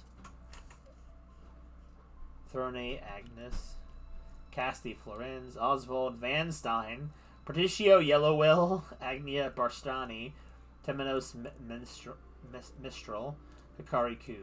Wait, his last name was Ku? I didn't know that. Like, I don't know. Like Throne's story has some like minor flaws like that, where it feels like who the heck knows happens after the end. Like, the ending just comes extremely abruptly, but I guess it does tell its complete story, and it's very captivating from start to finish. The only chapter I would say is a weak chapter is chapter 2 of the Mother Route. So, Sora's right. Oswald wins. Van Stein's a pretty hardcore name. It's like, there's so yeah. So Thurnay only really has one of her several chapters that feels weak. I think she has 6 chapters total. Yeah, like whereas Mother Chapter 2. Whereas Mother Chapter 1 feels pretty weak. Father Chapter 2 makes up for so much of it. Like the father half is so good, but even the satisfaction of learning about Mother and killing her has its own form of satisfaction, which is kind of the whole point of Thronay's story. It's just whereas you felt more justified killing Mother and more satisfied, you felt so much less when you had to kill Father, because you felt like you didn't want to kill him in a sense, because you pitied him so much more. You understood his pain so much more. Like, I felt bad for Father, and like and Thurnay's mom is just like, wow, what a hoe, man. She just really wanted to sleep with Sephiroth that much more. Right, Mother and Father were half siblings. That I kind of gather, but like it's like there has such interesting like different parallels too. Half siblings with Thronay. I know, it's like so crazy how that works out. Like all of a sudden you realize this whole thing was a family feud essentially. And I think her story overall was very good though. All of them were half-siblings, really. Every character pretty much in Thronay's story she was related to in some way. They all had the same dad. The next character, I think, was Ochette. Okay. You have to excuse me. I'm going to change the music again. Because I don't know how long it's been.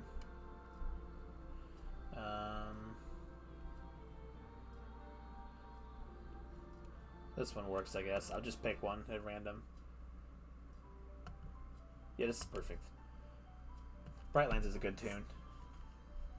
Oh, I gotta come back to the chat.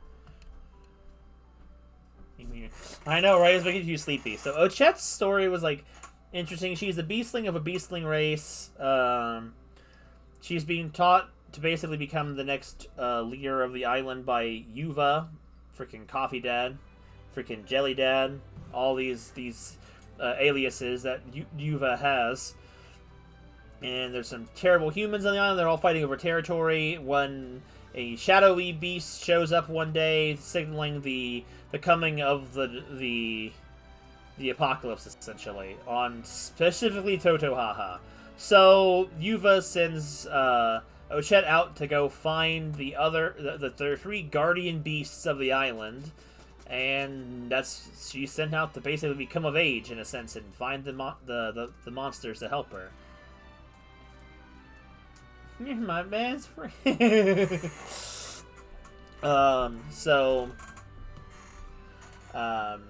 First chapter of chapter 2, she gets 3 chapter 2s and then 1 chapter 3, and that's like Ochette's story feels kind of short in that aspect, but she does get 5 chapters, so I mean, like, it's not really short in that sense. It feels short. But, like, she finds out Terroracta has been murdered by humans that hunted it because they wanted to seize control over a great beast. She learns that from some random lady who was once protecting her. And Ochette is entrusted with the egg of Terroracta, which hatches, becomes Acta. Ochette then goes to the canyons and finds freaking Terroracta, sorry. Then she goes to the canyon and finds Terra sleeping inside the earth, pretty much. And the fat jerky kid kind of goes to... Cataracta, sorry. My brain blanked. I refuse to say things the right way. wakes him up from his nap, and basically recruits him to her cause to save the island. And then same thing with the Glacius on the mountaintop, and we realize that Glacius hates humans because hunters smashed her eggs, and she didn't trust humans anymore, especially with the hunter that wanted to kill her. Chet saves the hunter and gets through to Glacius, wakes her up from her nightmare, and saves her in a sense. And then with everybody, she goes back to Totohaha. They, with the power of the Guardians and helping with the humans, the whole thing band together against the shadow creatures. And then the fox that Ochette didn't pick at the very beginning of the story is apparently been twisted into an evil shadow monster that's basically leading the forces of the Night of the Blood Moon, or whatever it is called. And Ochette has like some weird fire inside of her. I'm guessing the fire of the first flame of the flame of the sacred flame. And then like they fight, they stop the beasts, save the day, and Ochette learns that she will take on the responsibility of protecting her island and raising up the next generation, and blah blah, being better with humans, all that kind of thing. Like a Genshin party. So I don't think Ochet's story is really that bad. Its pacing is a little funky because of the nature of it, but it's a pretty well fully constructed story. And you learn that, like, with the expanded knowledge of the final chapter, that the Dark Hunter was the one that killed Cataracta, the one that smashed Glacius's eggs, that's mentioned in Glacius's chapter, and abused the fox and turned it into a basically bloodlusting machine, until which she fed herself to it. It was weird that like that character was never ever once seen, but is constantly was referred to in several different chapters, like by word of mouth. And then it's like this character existed and was already basically dead by the time anyone learned of it. It might have been interesting to have had an encounter with the Dark Hunter for having such a reputation, but like it doesn't really matter at the end of it. It just would have felt like another 11th hour villain in the first place, I guess. It's just kind of cool to know that the person connected to all of that. Like, you built up this Dark Hunter and then never have Ochette fight them. It's kind of a little sad. I think, though, personally, I think I might put Ochette at the top of B. Like, it wasn't a bad story. I don't have really complaints with the story, really. I just think, while the arc is good, and it's basically Ochet's coming of age, and Ochet's a great character. Again, don't get me wrong, Ochet's a fantastic character. I don't know, it wasn't as engaging as some of the other ones on here, and we have to like start thinking a little more like clearly on it. And I feel like the top of B is fine, because I feel like B is like average to maybe above average, maybe, I don't know. Like, it was good, but it wasn't, like, great or fantastic. And I feel like that is less an execution and more comes down to personal taste. And, I don't know, I just wasn't as interested in Ochet's story as some of the other characters. You could make the argument she belongs in the A tier, but again, I feel like Ochet's impact is more on your personal preference with the story, I think. I don't know if that seems bad or not. I don't know. I guess it is, like, a personal preference thing. Her story is obviously way better than, like, Honnet's. It's like, again, like Ochette feels like a borderline between A and B. Like, if there was a B plus or an A minus, I feel like Ochette would belong in there more. I'm just mostly putting her down here because it's to help clear up the list a little bit. That's me, personally. The next character was Casti. Okay. So, Casti's story, again, we have the whole conundrum of how do you make a doctor character an interesting character? and like Cassidy has amnesia. She was part of a group called Herbs Apothecaries, and everybody hates her for some reason in the town she shows up in. But she finds out the town's water supply is poisoned, and using her unforgettable knowledge of apothecariness, she saves the day. And is starting getting some clues to her amnesia. So she uses this book to visit places she's been to and try to remember some things about herself. Well, also, as she goes through these places, she goes to the desert, literally stops a war from fighting because she just decides, people need help, I'm going to help them. And she shows up in the middle of the desert during this war and battle, heals both sides of people, and they decide, you know what? Maybe we should just stop fighting. And that literally is what happened. They stopped fighting. The war was over because an apothecary decided, you know what? Stop it. Get some help. Blood had a point. And she learns a little bit about herself again there. I don't remember the smaller details. It's like, again, we've replayed it the last few months. It's not, like, you get the details. Like, and then she goes to the snow place, meets someone that she was helping who was terminally ill. Cassidy comes back and she tries to help her again, even though she doesn't remember her, and tries to help her live long enough so that her daughter can succeed in taking over the town, so that she can have her inheritance and her daughter can run the town the right way. And with Cassidy's help, she's able to carry on long enough for her daughter to receive the rights, even after she's kidnapped by thieves, hired by her stupid little nephew Greg that nobody likes ever and ever has a redeeming character moment.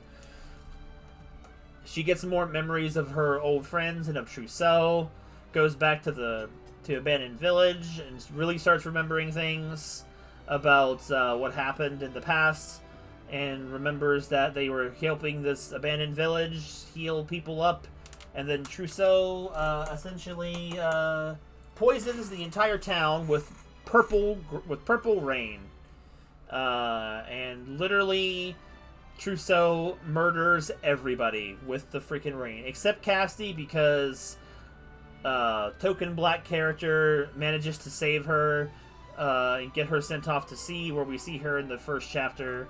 So all of her friends are dead, and Trousseau is gonna go out there and poison the entire kingdom's castle during the coronation. Cassie goes there, learns of his plot, tells the people of town to hide and get away from the poison. The guards decide to step in and help do it because Cassie saved all the guards. And Cassie finds Trousseau at the top of the castle, kills him, and stops his poison rain. That's the synopsis of it. And, like,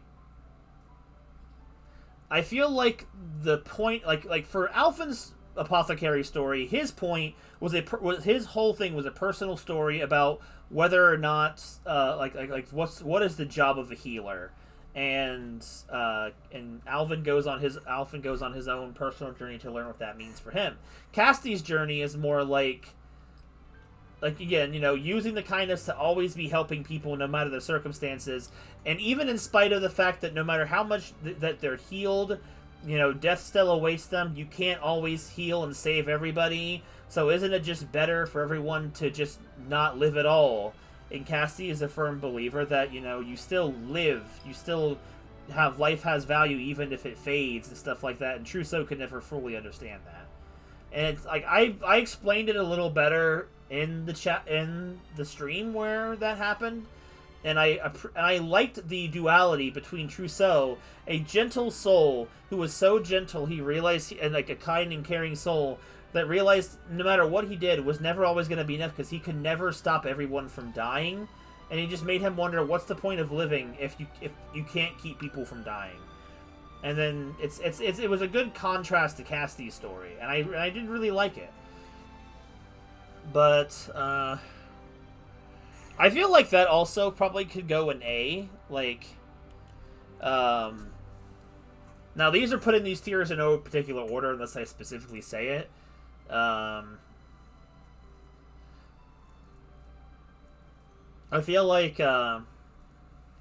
Again, you could make the argument that Cassie could also be in B. If I had a tier between A and B, I think Cassie and Ochette would both have that one, because I liked Cassidy's story, and even though the stakes weren't like insanely high, it was an interesting amnesiac story, and it just was like, yes, it was another one of those stories that was disjointed by design, because it's a journey of a person trying to travel and remember who they are by going where they've been, and it does feel like disjointed, but like that's the story of the apothecary. See, the apothecary characters, while most of the characters on these lists suffer when their stories feel disjointed and don't flow well, the apothecary characters, they thrive in that, because their story is not about a destination entirely. Their destination is going wherever people need help, which supports the disjointedness of their stories, because it's not disjointed. It's just going where you need to be. It's like you're going where you're needed, and that's the whole point about both of their stories as well, in terms of the flow. And I think it works really well. For the exception of, obviously, the last two chapters of Cassie's, which is really fully remembering who she was and deciding that she needed to stop Trousseau. So, like, in terms of a climactic feel and weight of a final chapter, Cassie's does have more weight to it than Alphen's, but I think Alphen's story is better executed than Cassie's, just because his story is also a little more simple than Cassie's, so it's easier to get really well done, as opposed to like when you try something a little harder, a little more complex, it doesn't turn out as nice, I guess. Okay. And the last three, and they're almost, I was just flipping around, because they're not down here in order. They're down here. So Partitio. Okay, do we even need to talk about this one? Like, Partitio is easy S tier. But if we should talk about why, I mean... Okay, let me step back a little bit. I think I was a little bit premature, but I don't think that's going to change. Partitio as a character himself is an easy S tier, but like for his story, I still think it's an S tier. It's a whole thing about how poverty is the enemy, the bane of existence and whatnot, and like starts off with him being a young boy learning the value of trading. Okay, I figured I could. We're gonna need a Partitio tier.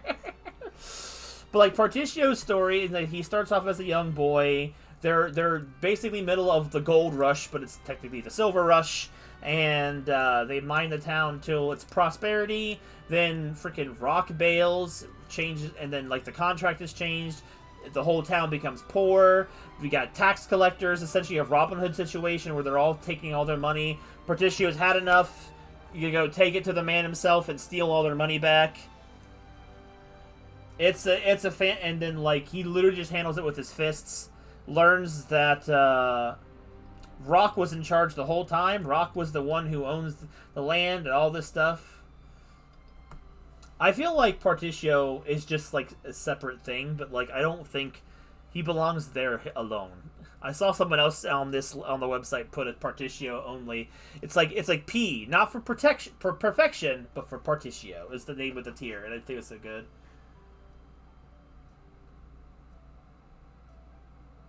Like they said, we will love this man exactly, and it's like he's so it's like Partitio's character is a big part of why Partitio's story works so well. And it's like he learns that the person who his daddy was in business with learns out he's the bad guy that scammed the entire town. So he wants to go across the country where Rock is thriving, basically, like treating the steam engine and starting a new revolution in that way, an industrial revolution. And Partitio, with some talking and stuff, they have an agreement that because Rock won't share the steam engine with the world that needs it, only the people that can afford it.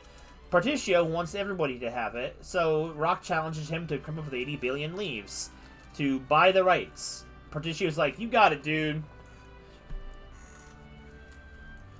Rock and Father are high-tier villains for sure. Like, Rock is a great execution of the corporate man and how evil the man is in modern day. He's not powerful. He's just corporate greed incarnate very well. So then Partitio goes to go off and learn where to get 80 billion leaves, and then decides to go to a town where there's supposed to be like one of the richest mans in the world, and tries to impress him to get the loan. He says he'll give Particio the loan if he can revitalize his whole town. So Particio basically turns this town into a entire like a business hub again by creating the world's first department store, and gets the 80 billion check. So then he sails off to Rock Island at the announcement of the creation of the Neo steam engine. Particio swoops in with his check and is like, "Yo, stop it all here! I'm buying the steam engine."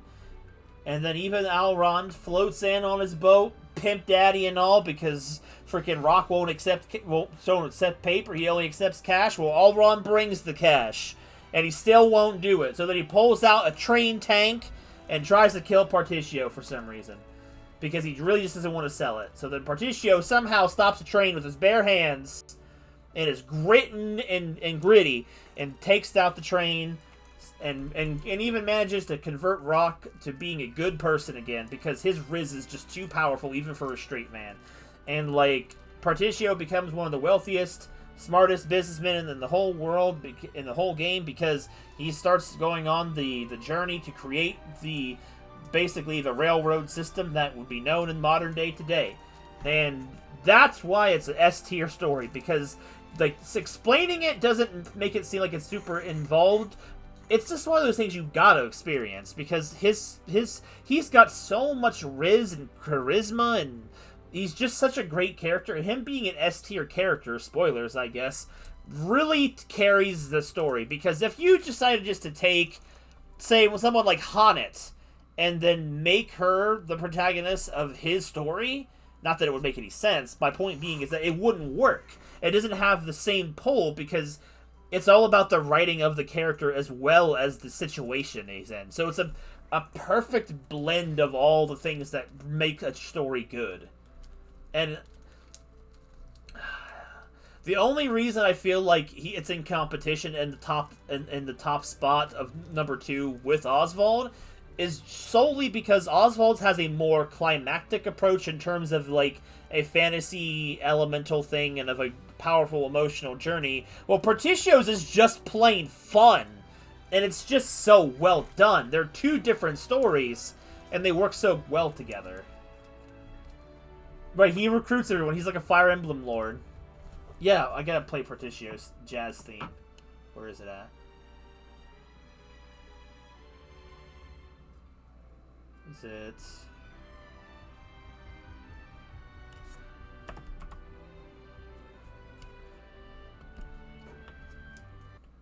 I forgot to switch it over.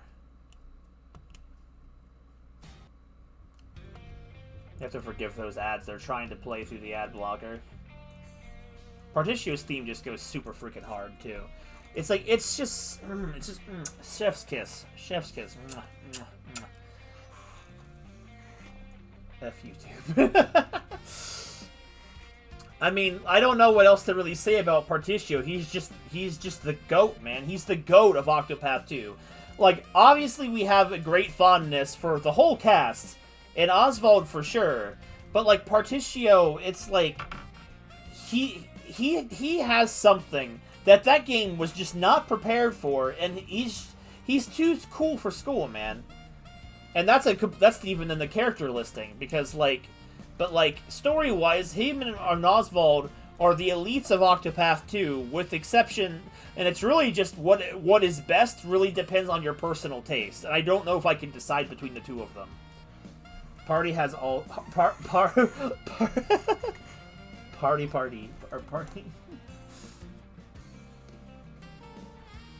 Okay, so... We now have to move on from the GOAT of Octopath 2... Pops give him his hat. You're right. It's so good. Bro, the riz on this man is impeccable. So, we have to now, unfortunately, move on to the last two characters, which are not even nearly as impactful story-wise as, I don't want to move on. We gotta talk about Hikari, Xenoblade Noah over here. Now, I almost kind of want to give the footnotes of his story. It's like, okay, Hikari's a prince. He's got this demon mode about him that's just like, he's like, got this unsatiable bloodlust, and his whole story is about controlling his bloodlust. Whereas his father and his brother are like old warlords of basically the Japanese desert. But Hikari doesn't want any about that. He wants people to be in a peaceful world without violence. His brother's like, nah, bro, I want to kill these mothers. I want to be Ganondorf, but more lame, essentially. And his dad's like, you know what? I want us to be at peace. His brother's like, nah, dog, we ain't doing peace. And he kills his dad, blames it on Hikari, and he's an outcast. Chapter 2.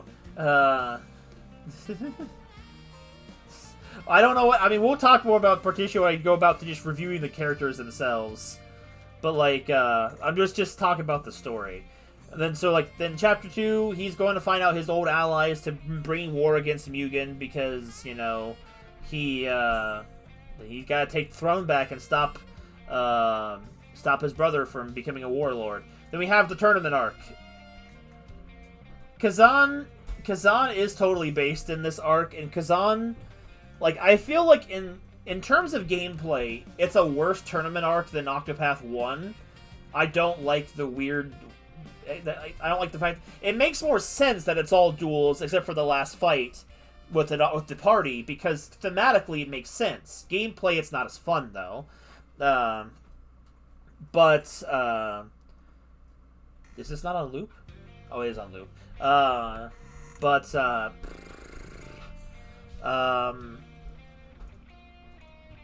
I think it's a bot. I get a lot of people saying that in messages all the time.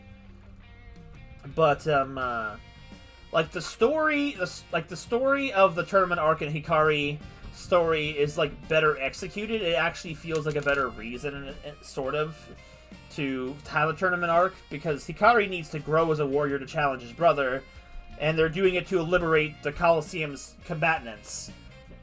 Oswald over here just wants to beat up people to get information on a traitor.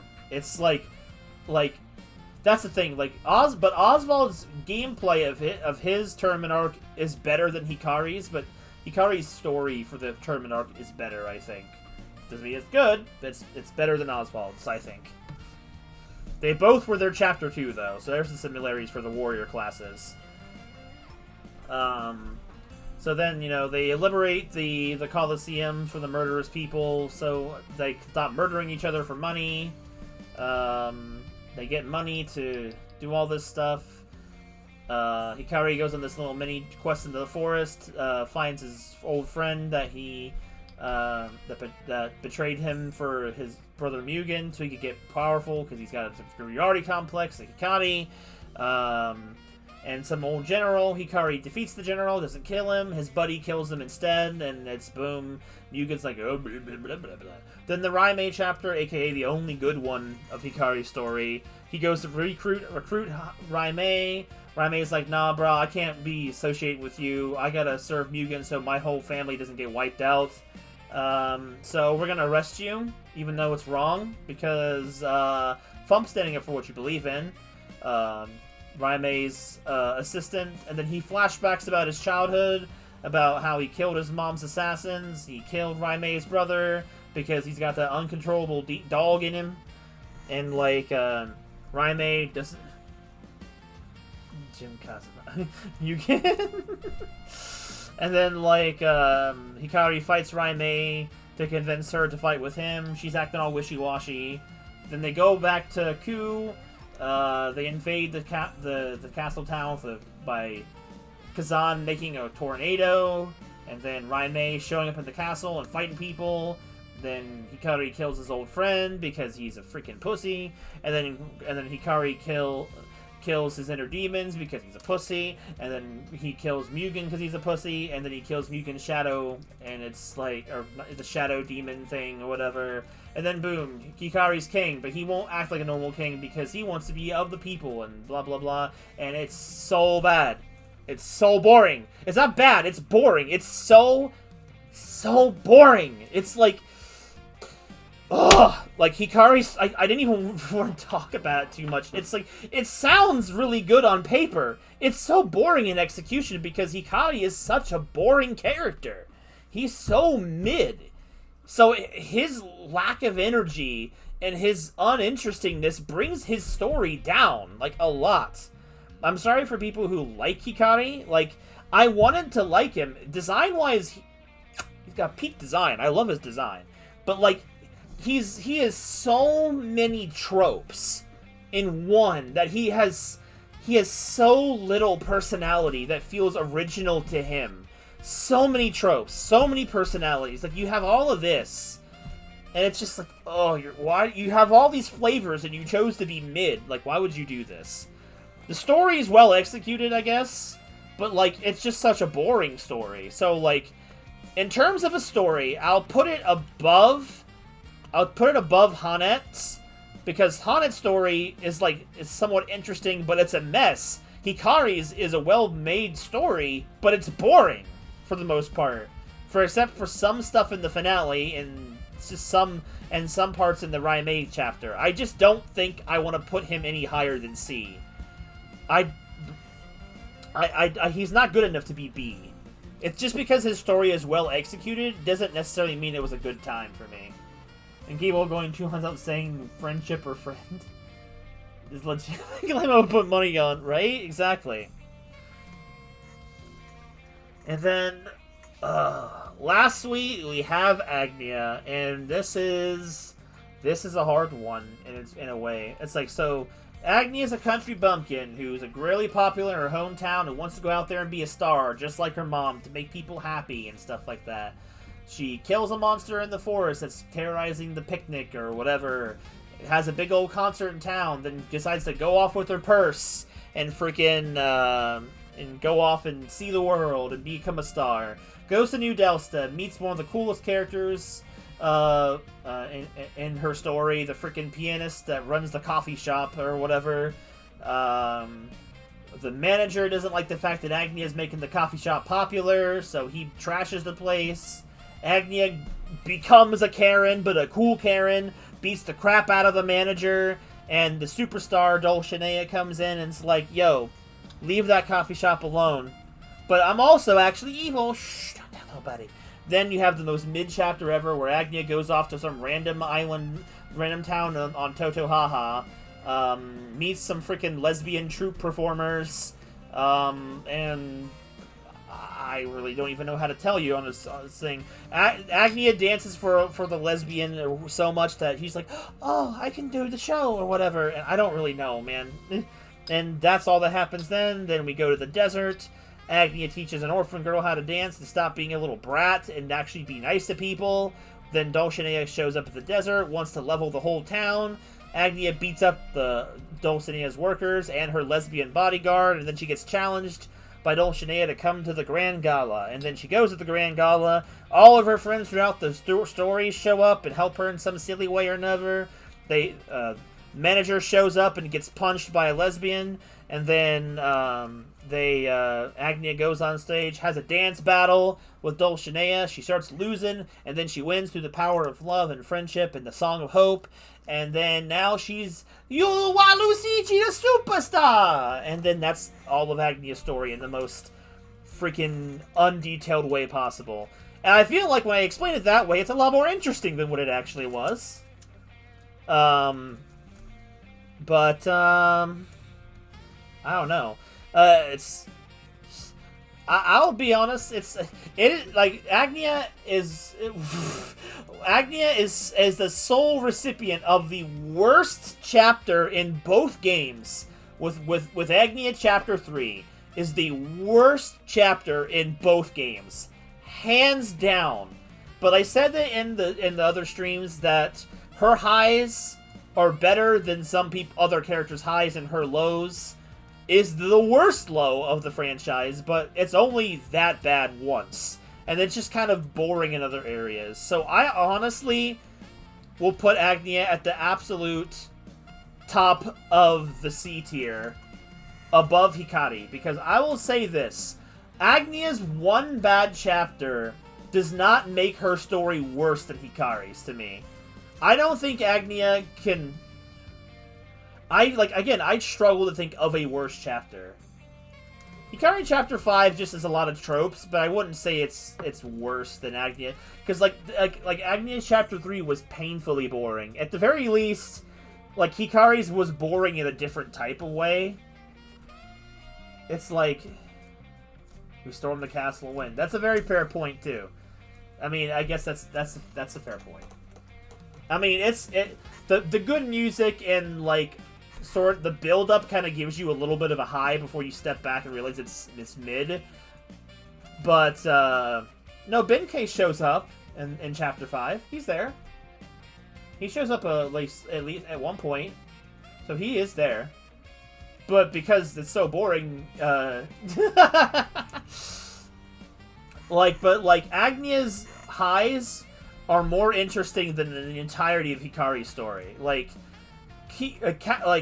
Agnia's literally basically the character interactions is the bread and butter of the story, but it doesn't make a very good or interesting story. Like, it feels so all over the place, but not in a good way like Alfred and Casti's are, I don't think. Like, I had fun with Agnia as a character, and some of her and Agnia's good chapters are really good. I love Chapter 2. I love Chapter 5. What was in Chapter 4? Chapter 4 was alright. It was alright. My favorite aspect of Noah's entire story. Good question.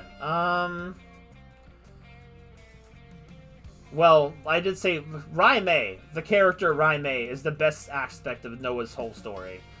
Like, Raimei is a great character trapped in a mid-story. It reminds me of Nephilis from Sonic 06. Great character trapped in a bad game. Raimei is a great character trapped in a mid-story. So, like, Raimei's character arc is one of the more interesting ones. Raimei and her brother's character arc is the more interesting part of the story, in my opinion. I'm surprised. I mean, everything else is kind of like, the thing is, like Hikari's other cast members are actually pretty halfway decent too. Like, Benkei's cool, as we talked about. There's that. What's his name? As we scroll up a little bit and cheat because I don't remember his name. It's what's his name? It's not Mugen. It's Kazan, I think. Yeah, Kazan was a pretty good character and becomes pretty important in the connected chapter. But like in a vacuum, I feel like these are the best chapters. How the chapters are. Like obviously, Tressa really is the sole resident of the D tier.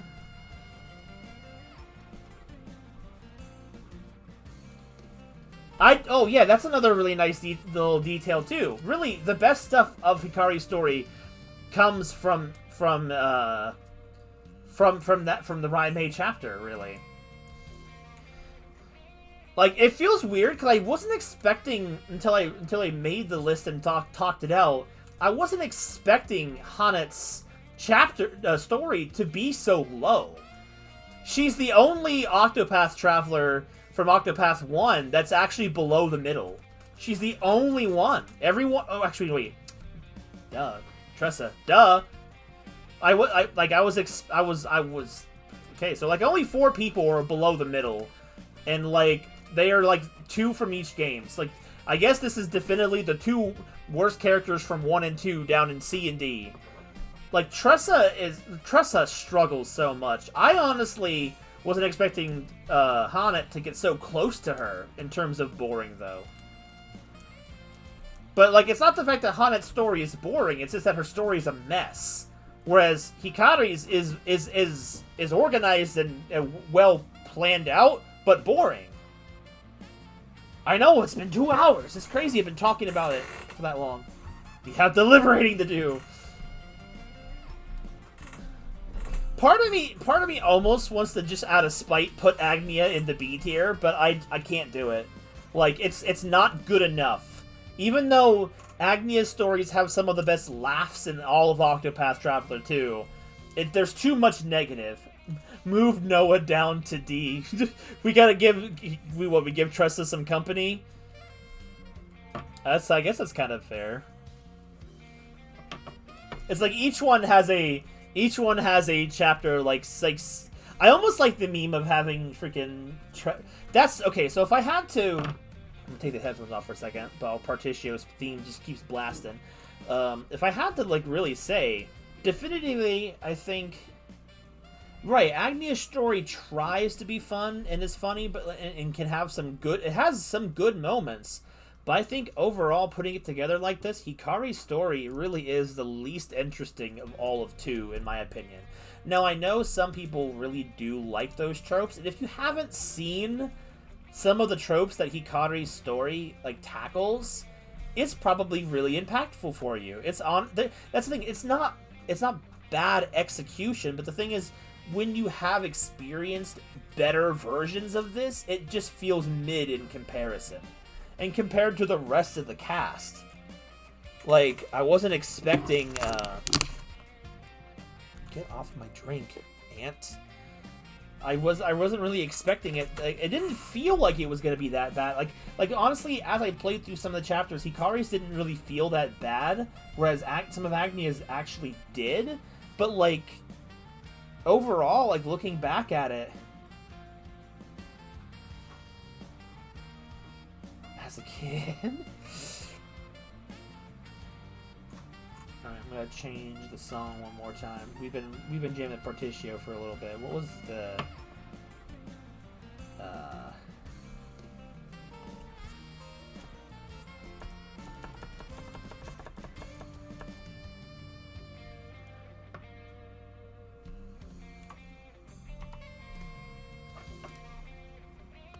I think it's this one? This one will be fine. I love this song.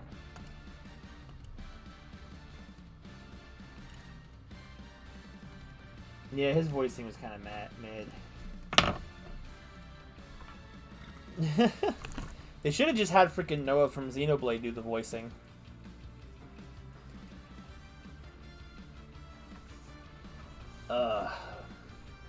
Honestly, I feel like even now, the only things I think that actually could bring Hikari's story a little bit up is truly just the overarching connections that the different stories have with each other. The finale arc of the Arc of Shadow.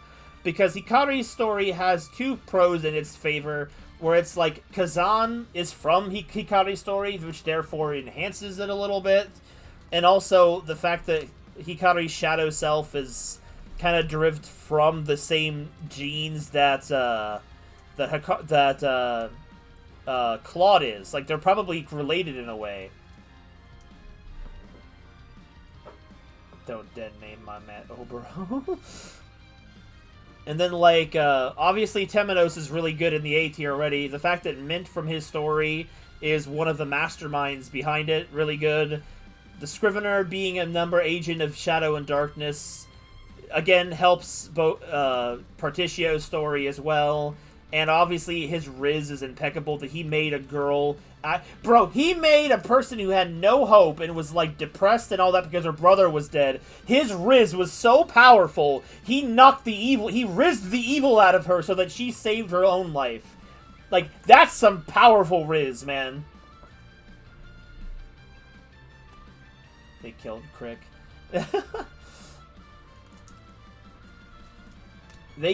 Crick was good though, but like I don't know.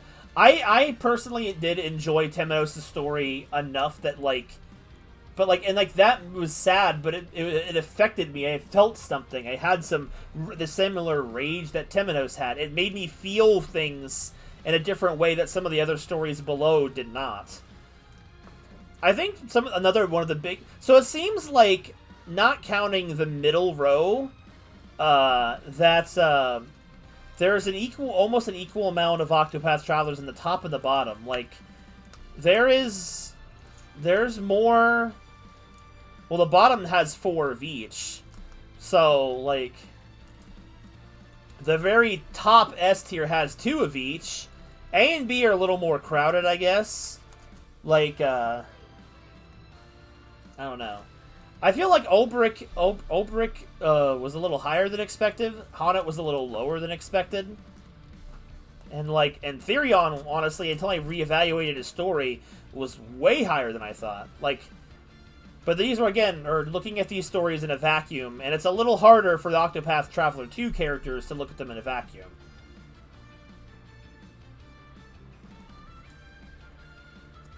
See, the thing is, like, and so now what I'm gonna do, I'm gonna refresh this, and we're gonna real quickly, without going too far. Oh, I have to. Okay, well, let's.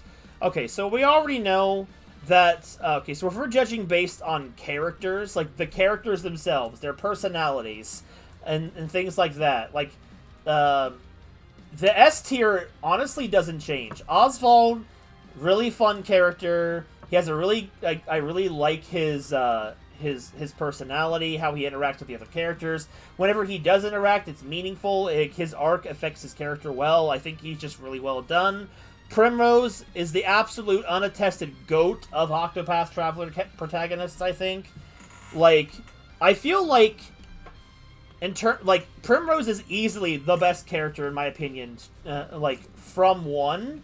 But Alphen really is a really good character from 1 as well. Particio, his Riz is immaculate. You cannot stop him. His Riz is so strong. Like, his personality is great. It's all fantastic. Since we're talking about character and how entertaining and fun the character are, I'm going to move Cyrus up to S for here, because the best parts of Cyrus are his character. His interactions, his personality, all that stuff. Cyrus moves up to S out of in character rather than in story. Let's see. I feel like Hikari is gonna stay down here in D, but I actually kind of. Let's see. I think Throne can stay in A. I kind of, like, Therion's story character is good, but I think I move his character rating down to B. Ophelia's, I'd probably move her down to C. Agnia... I'm gonna move Agnia up to B. I think I will move Ochet up to A. I think I'm going a little fast on this segment. Temenos, I think I'd probably move him down to B, I think. Ulbrich, I think Ulbrich might be able to consistently feel like he's in B, maybe. Actually, you know what? I think he would probably be more of a C. He can stay down there with Hanet. And Tressa, is she gonna move anywhere? Honestly, I did say things about Tressa's character. I think Tressa's character is good enough to be in B. Hikari stays down here in D. That's consistent. Hikari is still so criminally boring, even in all of the optional interactions. Get off of my top! Stupid ant. Where'd it go?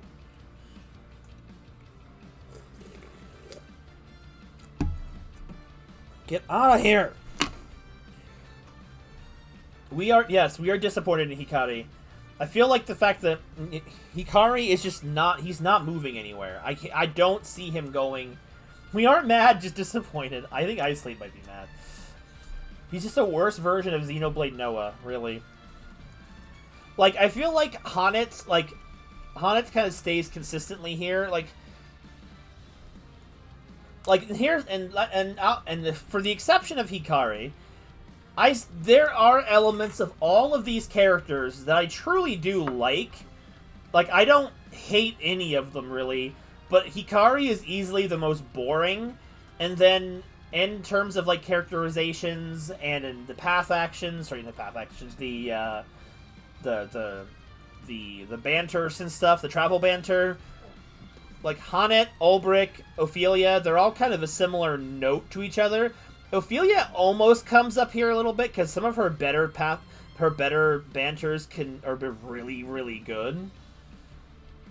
Like, Therion, he's so much of a stereotype that most of the time he's not super interesting, but he's also not really offensive. Like Agnia, also again, Agnia again, like she's a lot better of a character than her story leads on. Agnia is a great character. Actually, I might move her to B, to A maybe.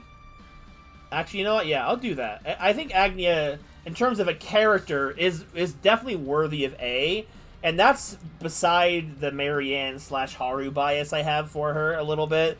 She's just a fun character. Although it's not so very conventional.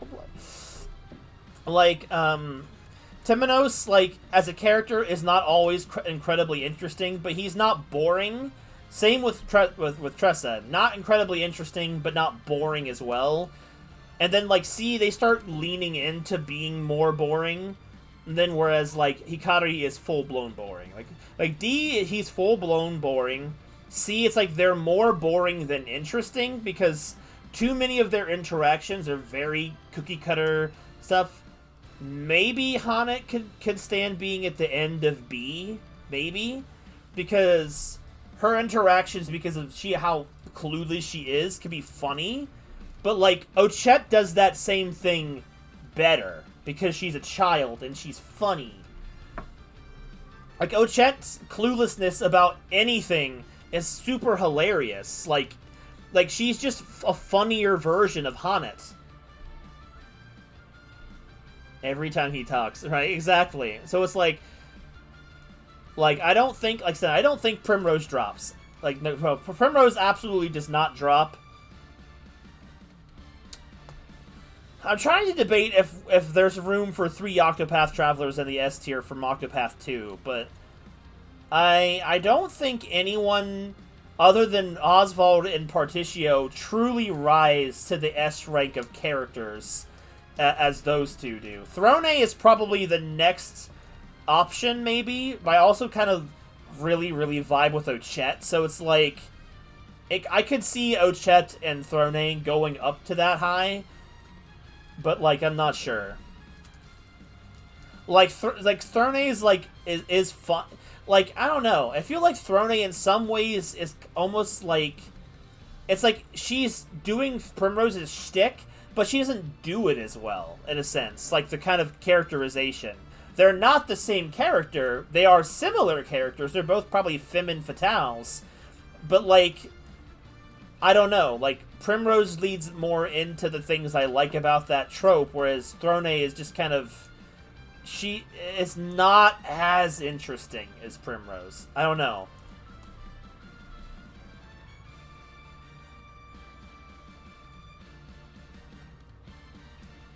That's very fair. To be fair, she has really solid character moments like that. Like, that's a really good one. Like, her character arc is really good. Like, you're right. Those are all really good. Those are really, really good things, I guess. I mean, this aspect of the list really is just more how I like them as a character, how they interact with each other, and, like, just the general feeling of their character. And, like, I'm only trying to kind of weed it out a little bit, because if I just put a whole bunch of people in one tier, it's not quite as fun. I'm trying to keep the S tier really narrowed down to, like, the absolute, like, in my opinion, my absolute favorite characters, full execution. Like Alphen is mostly here because in terms of Octopath 1, he's just fantastic. He's funny, he's got the quips, he's got a great personality. He's just a really great, lovable guy. Like, he's just such a bro. I love it. And I love his dynamic with Therion, for sure. Her story is, like, honestly really good. Like, I can't remember, I don't want to make it seem like the A tier is, like, something that's so much less than S. Like, it's, like, I don't know. I feel like it's just, like, in terms of how I love to watch these characters interact and how they just are interesting as characters. It's like, I can understand that definitely in some areas, like Throne surpasses Primrose in a lot of areas, because and Primrose does suffer.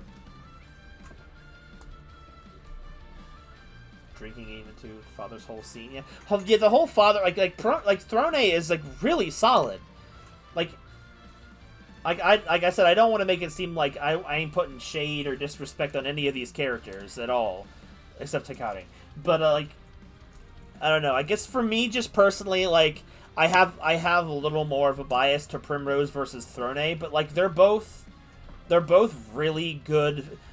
Like they're both great executions of a very similar trope to each other. They're both femme fatales.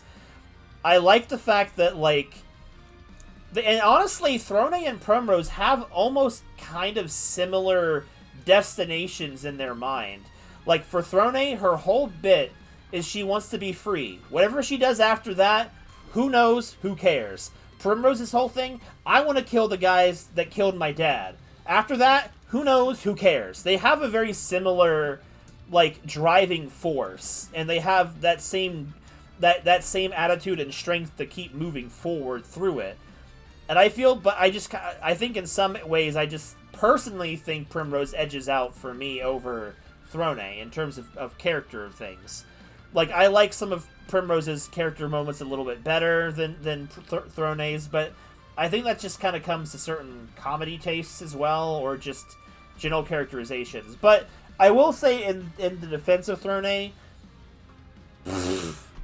I will say in the defense of Throne versus Primrose that, like, when it comes to certain characterization bits, like, sometimes sometimes Primrose feels a little stiff, a little less like uptight.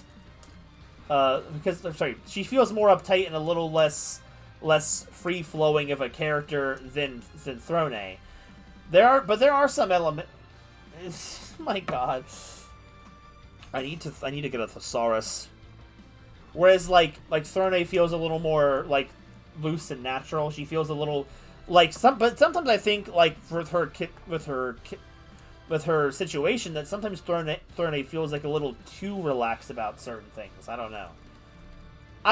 Again, when it comes to the characterizations of this list, this particular list is less about, I feel like, almost objective storytelling in a way, and more so about personal bias of just what I like about the characters.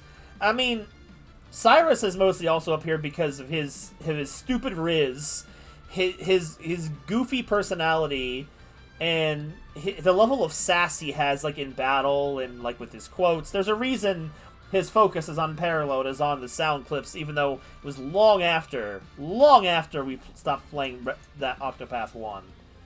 The himbo riz. But like I said, with the exception of Hikari, I have plenty of nice things to say about all the characters. I think it's just as you go further down the list, I have more negatives to say about them than positives and stuff. Like, Ulbrich and Ophelia, I have positive things to say about them, and there are elements about their characterizations that I really, really like. But other times, I really, really don't like how they execute with other characters and just in the thing.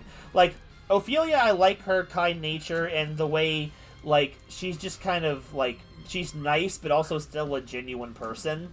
Like, she's not, like, boring for the most part. Like, I love the travel banter where she's playing cards with, I think Tressa and Cyrus, I believe what it was.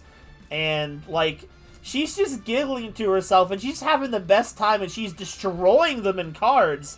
And she has no care in the world about it. Like, that travel banter lives in my brain when I think of Ophelia. And it's like, it gives me such a good light to her, despite the fact that her story is constantly hammering home.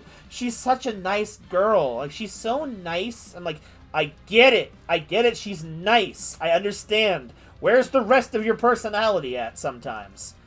Ulbrich over here is like, yo, it's like, get it. Your dick is unbending. I understand. Where's the rest of your personality? Like, Ulbrich has more boring moments than good moments, but his good moments are very good in terms of his character. So, but like, it's like as you move up the list, they start losing their negatives in terms of character. Whereas feels like, I don't know. Like, honestly, I could still probably argue to see Throne and Ochette probably in S for me personally. I just keep them down in A just so the S doesn't feel as cluttered. Like, they're definitely kind of like, in my opinion, like, Ochette and Throne are definitely, like, borderline. Oh, goodness, I'm so... My voice is tired of talking.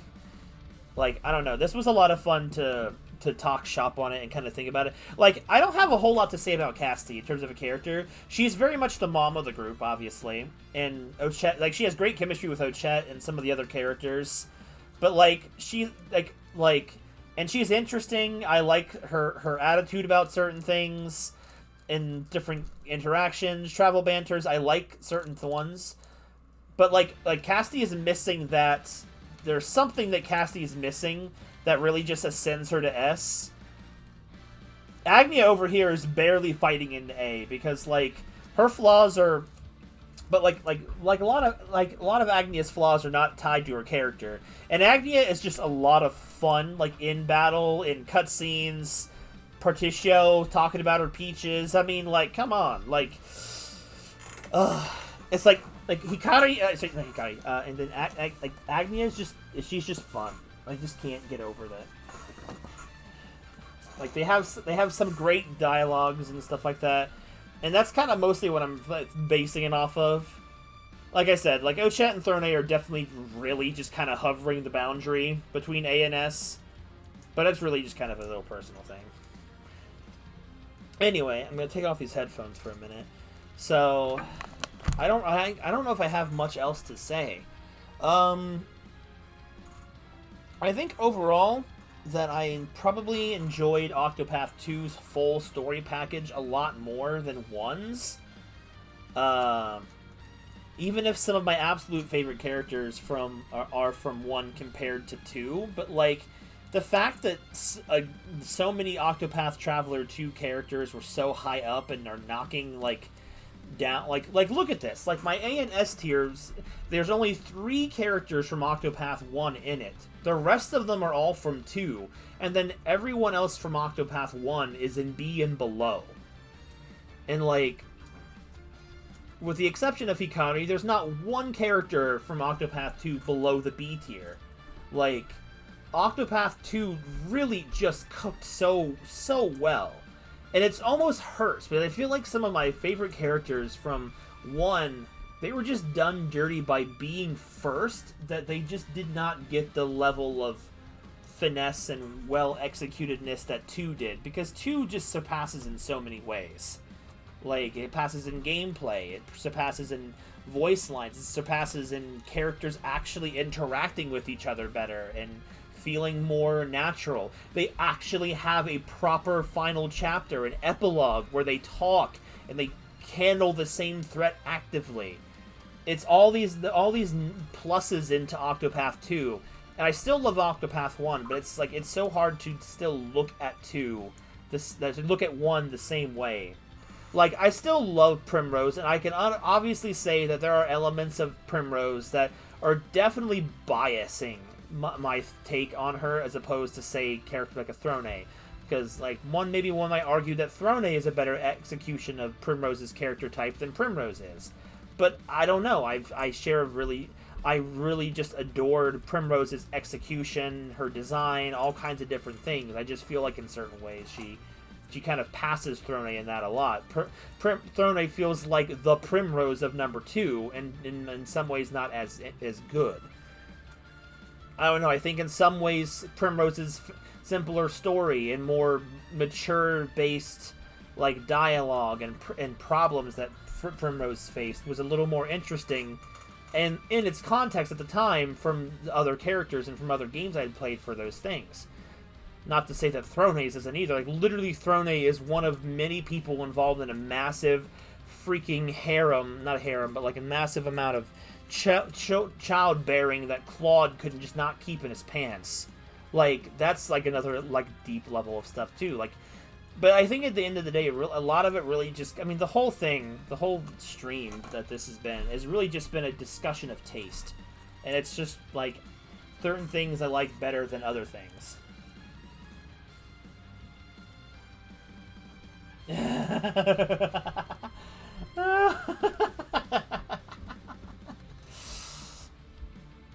I don't plan to disrespect any of them.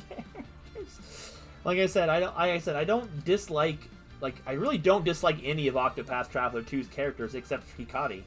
And even then, I don't dislike Hikari. I'm disappointed in Hikari. Like, both warrior classes did not do well, but I will say that I think Ulbrich was just more interesting as a warrior. Even if Hikari was more interesting in a gameplay scenario versus Ulbrich, Ulbrich feels like he has more personality.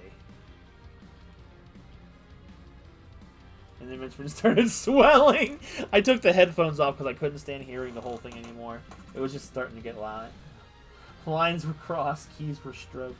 But I feel like both Primrose and Throne again, it's like I feel like whichever one ends up being better in your eyes probably just is dependent on what you're judging the character on, and I feel like that's a thing like that's a thing that differs from person to person and what they like in a character, what they look for, because everyone looks for different elements and things more than others. There are some people, I've seen them online, that absolutely love Hikari's story and him as a character. I can't fathom it, but like that's the fact that there are people out there that really do think Hikari is the GOAT. Really just kind of helps Octopath 2 feel still better, and it just like the game feels like it's going better, because even if I don't like something like that, there are people that do and really appreciate the game for it even more, and I'm like, you know what, that's good for you. I don't really, I don't know. I feel like Hikari is too much of a stereotype rather than a character, but but like it's not horrible, I guess. I don't know. I don't know. How would you guys feel like you would personally rank these characters before I end the stream and shift over to some Bobobo? How personally would you guys probably rank the cast? I'm so confused. Yourself. I'm going to readjust this for the next part of the stream. I figure while I give you guys the floor for a few minutes, I'm gonna get switched over.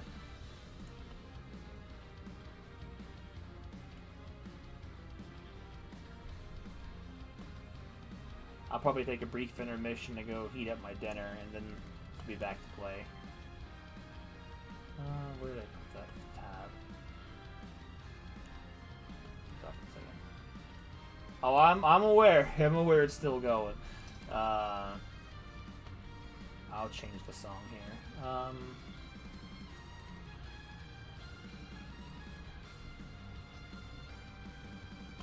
just slip it over to this. Back in 2022. What the frick? Get out of here! These ads! I can't even with them. So if you guys would like to give your personal take on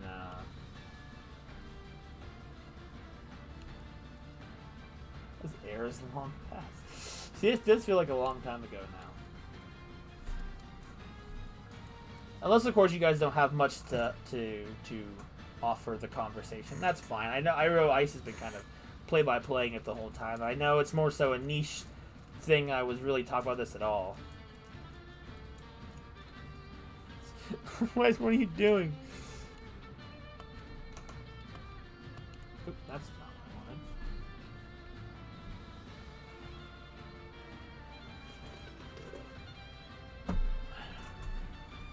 Actually, I don't even know why I turned off the Bobobo episode.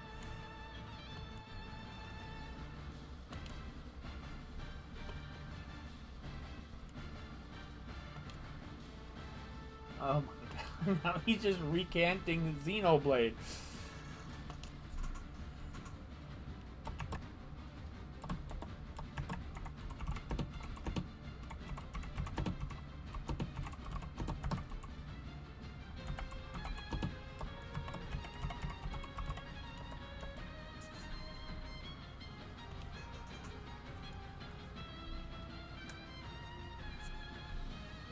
I didn't skip the ad intentionally. It skipped on its own. Like it's like my browser is trying. YouTube is trying to play the ads. It's like the browser can't stop the ads fast enough.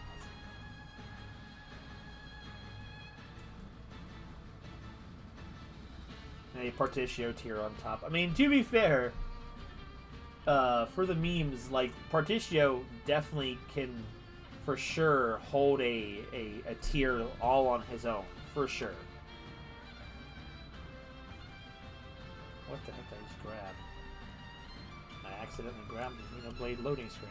Gotta fix that now because it's probably all over the place.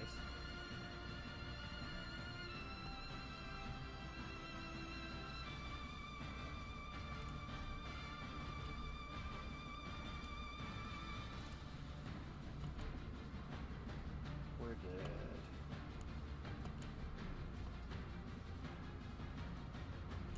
We're also gonna switch Aqua to start munching some popcorn.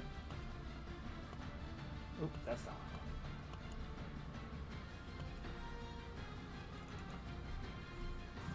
Well, if no one else hasn't much else to say, I'll look at the tier list when Ice drops it. If you know what, if anyone wants the tier list themselves, I will post the link in the chat,